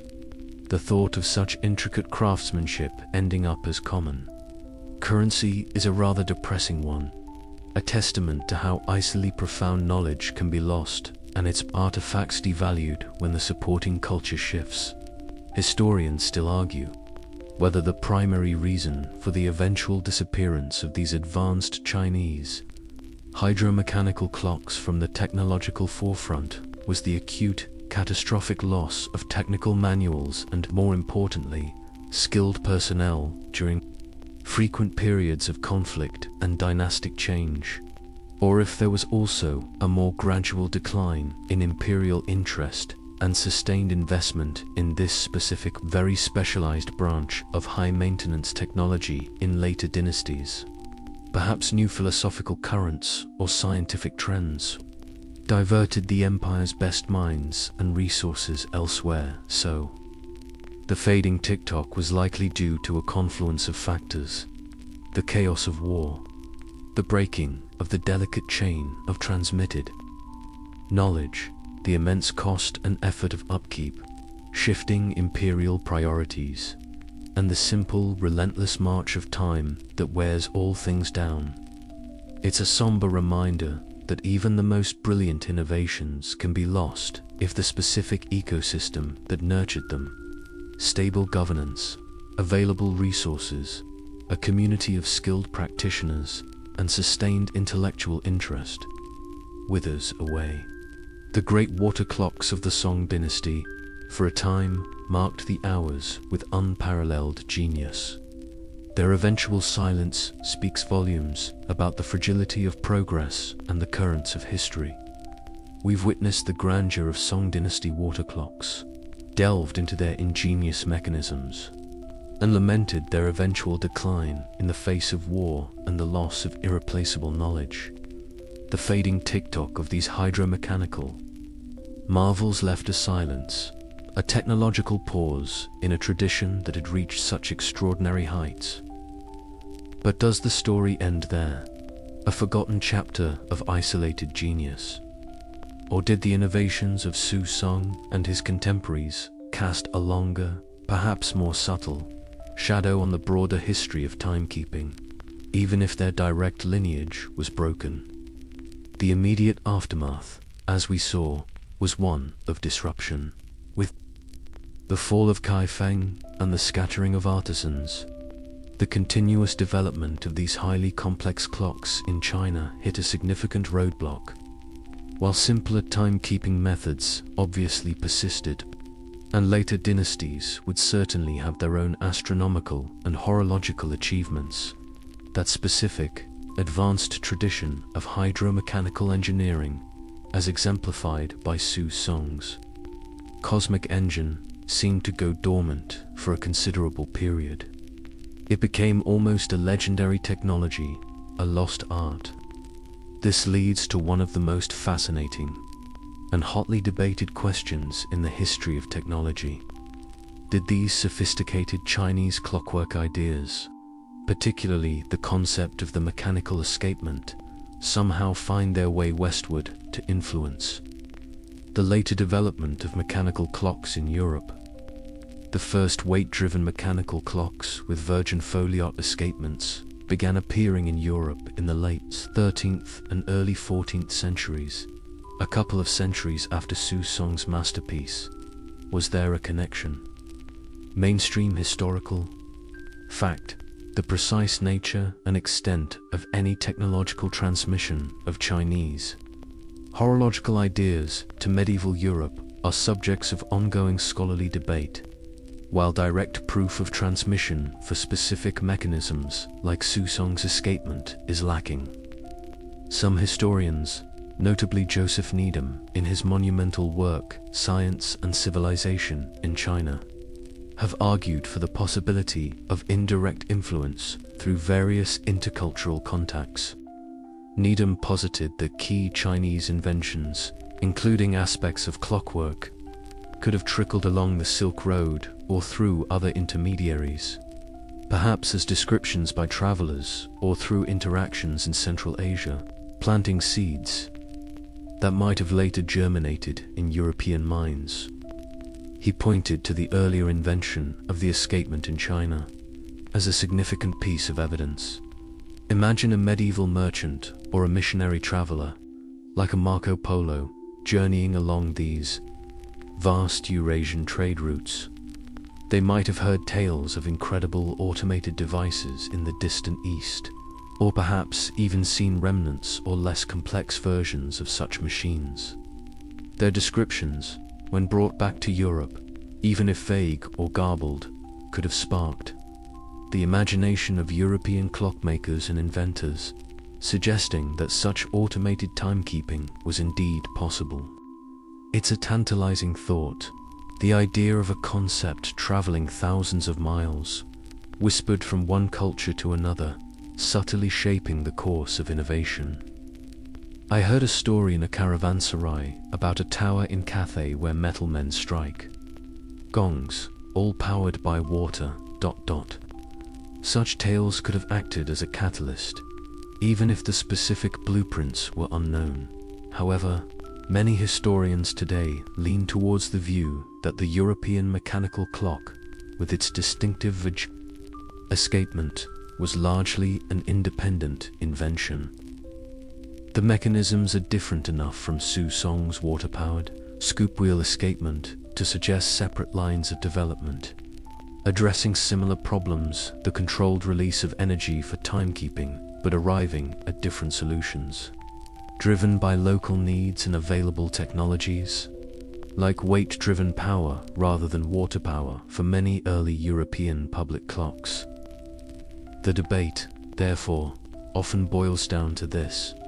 Historians still argue whether the emergence of the first mechanical escapements in late 13th century Europe was an entirely autonomous development, springing solely from European ingenuity and its specific socio-economic context, or, if faint, almost subliminal echoes of Chinese hydromechanical clockwork, carried like pollen on the wind by travelers or through intermediary cultures, played a subtle, perhaps even unconscious, catalytic role in stimulating their eventual conception.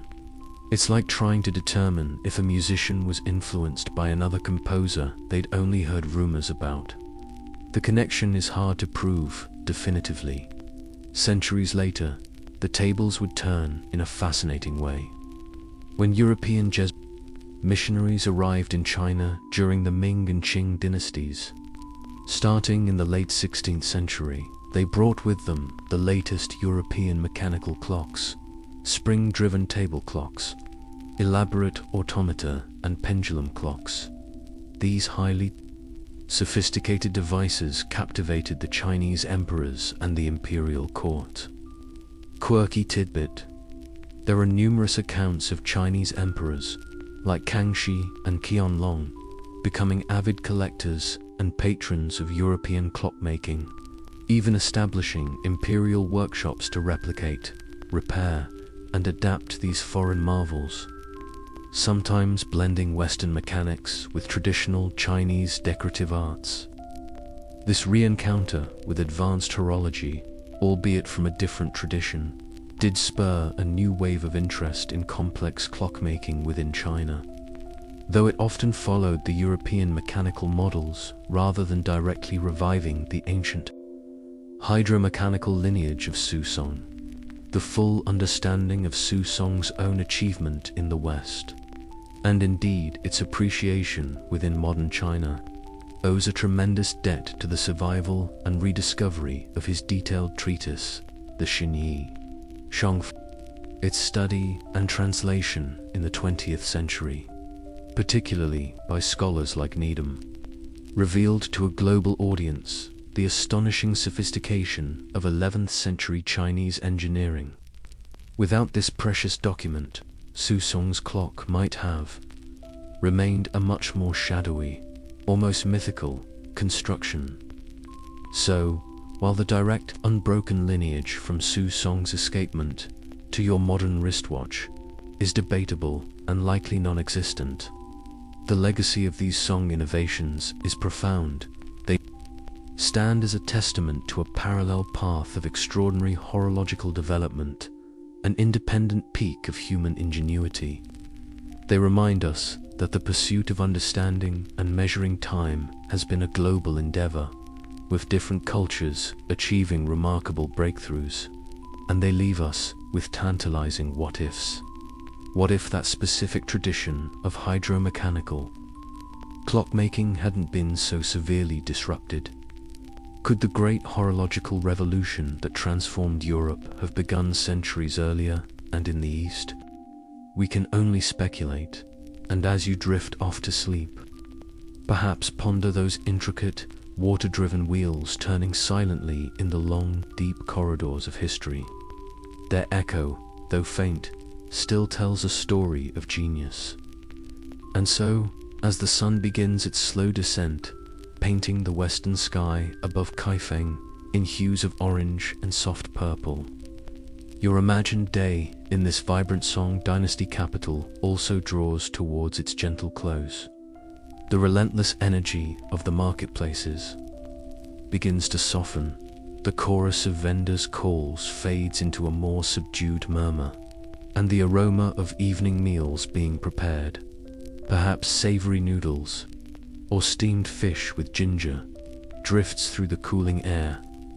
You find yourself reflecting on the journey through time, not just your own fleeting visit, but the immense journey of ingenuity that culminated in the marvels like Su Song's clocktower.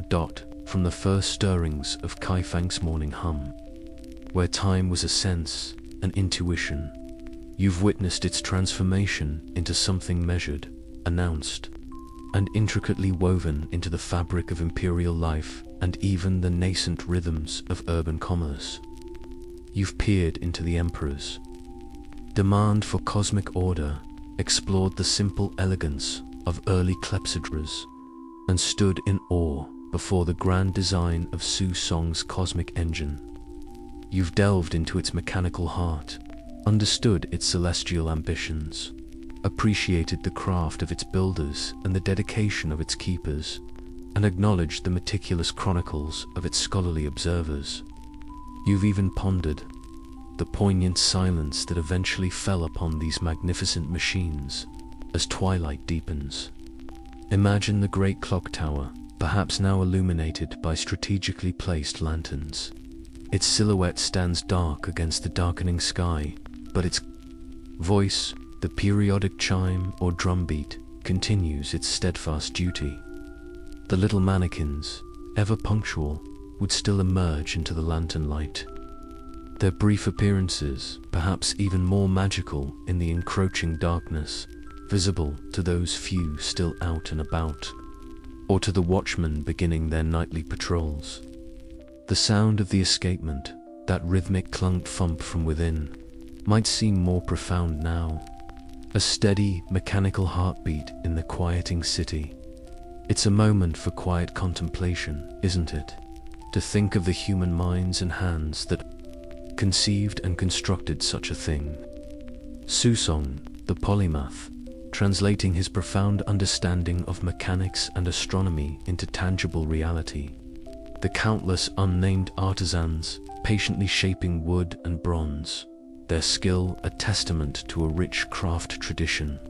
The diligent clockkeepers tending their complex charge day after day, year after year. And the scribes carefully documenting each turn of the celestial sphere, each tick of official time. Mainstream historical fact. The enduring quest for accurate timekeeping, evident in marvels like Song's clock, has consistently been a powerful catalyst for scientific inquiry and technological innovation across diverse cultures and epochs, fundamentally shaping how societies organize themselves and perceive their place in the universe. This entire endeavor was more than just engineering. It was a profound expression of a worldview, a desire to understand and harmonize with the cosmos. The clock tower was a bridge between the earthly and the celestial, a symbol of order in a world that could often feel chaotic. Quirky tidbit: the great Song Dynasty poet Su Shi, also known as Su Dongpo, a contemporary though not a direct relation to Su Song, often wrote with deep feeling about the passage of time and the vastness of the universe. One can imagine him, perhaps, looking up at the stars on a quiet night, feeling that same blend of awe and intellectual curiosity that drove the creators of these astronomical clocks. His verses often capture that sense of transient moments against an eternal backdrop, a sentiment these timekeepers, in their own way, also embodied. Historians still argue whether the primary societal impact of these early complex clocks lay in their direct, practical utility for regulating daily life and precise governance, or if their more significant role was symbolic, serving as powerful visual and audible manifestations of imperial order, technological prowess, and the emperor's unique connection to the celestial mandate. Perhaps the truth, as it so often does, encompasses both. The practical and the symbolic were deeply intertwined, each reinforcing the other. As you prepare to leave this 11th century world, carry with you the sense of wonder at what was achieved. In an age without electricity, without modern computational tools, relying on the flow of water, the fall of weights, and the intricate shaping of natural materials, these ancient engineers and artisans created machines of breathtaking sophistication. It makes you ponder our own relationship with time, doesn't it? Surrounded as we are by hyper-accurate digital clocks, our lives dissected into nanoseconds, do we feel more in control of time, or simply more harried by its relentless, precisely measured passage? Perhaps there's a quiet dignity in that older, water-driven rhythm, a more tangible connection to the natural forces harnessed to mark the hours. the ancient rhythms of Kaifeng, punctuated by the steady beats of Su Song's ingenuity, now begin to fade, but their echo remains, a testament to a time when telling time was truly an art, a science, and a profound human endeavor. And now, as your journey through the corridors of ancient time gently concludes, allow the vivid imagery of Kaifeng, the intricate gears of the water clock, and the soft cadence of its story to become a gentle current, carrying you towards a state of deep and restful calm. The bustling sounds of the Song Dynasty city, the clang of the artisan's hammer, the scholarly rustle of silk scrolls, even the rhythmic pronouncements of the great clocktower itself, all begin to soften, to recede into a peaceful, distant hum.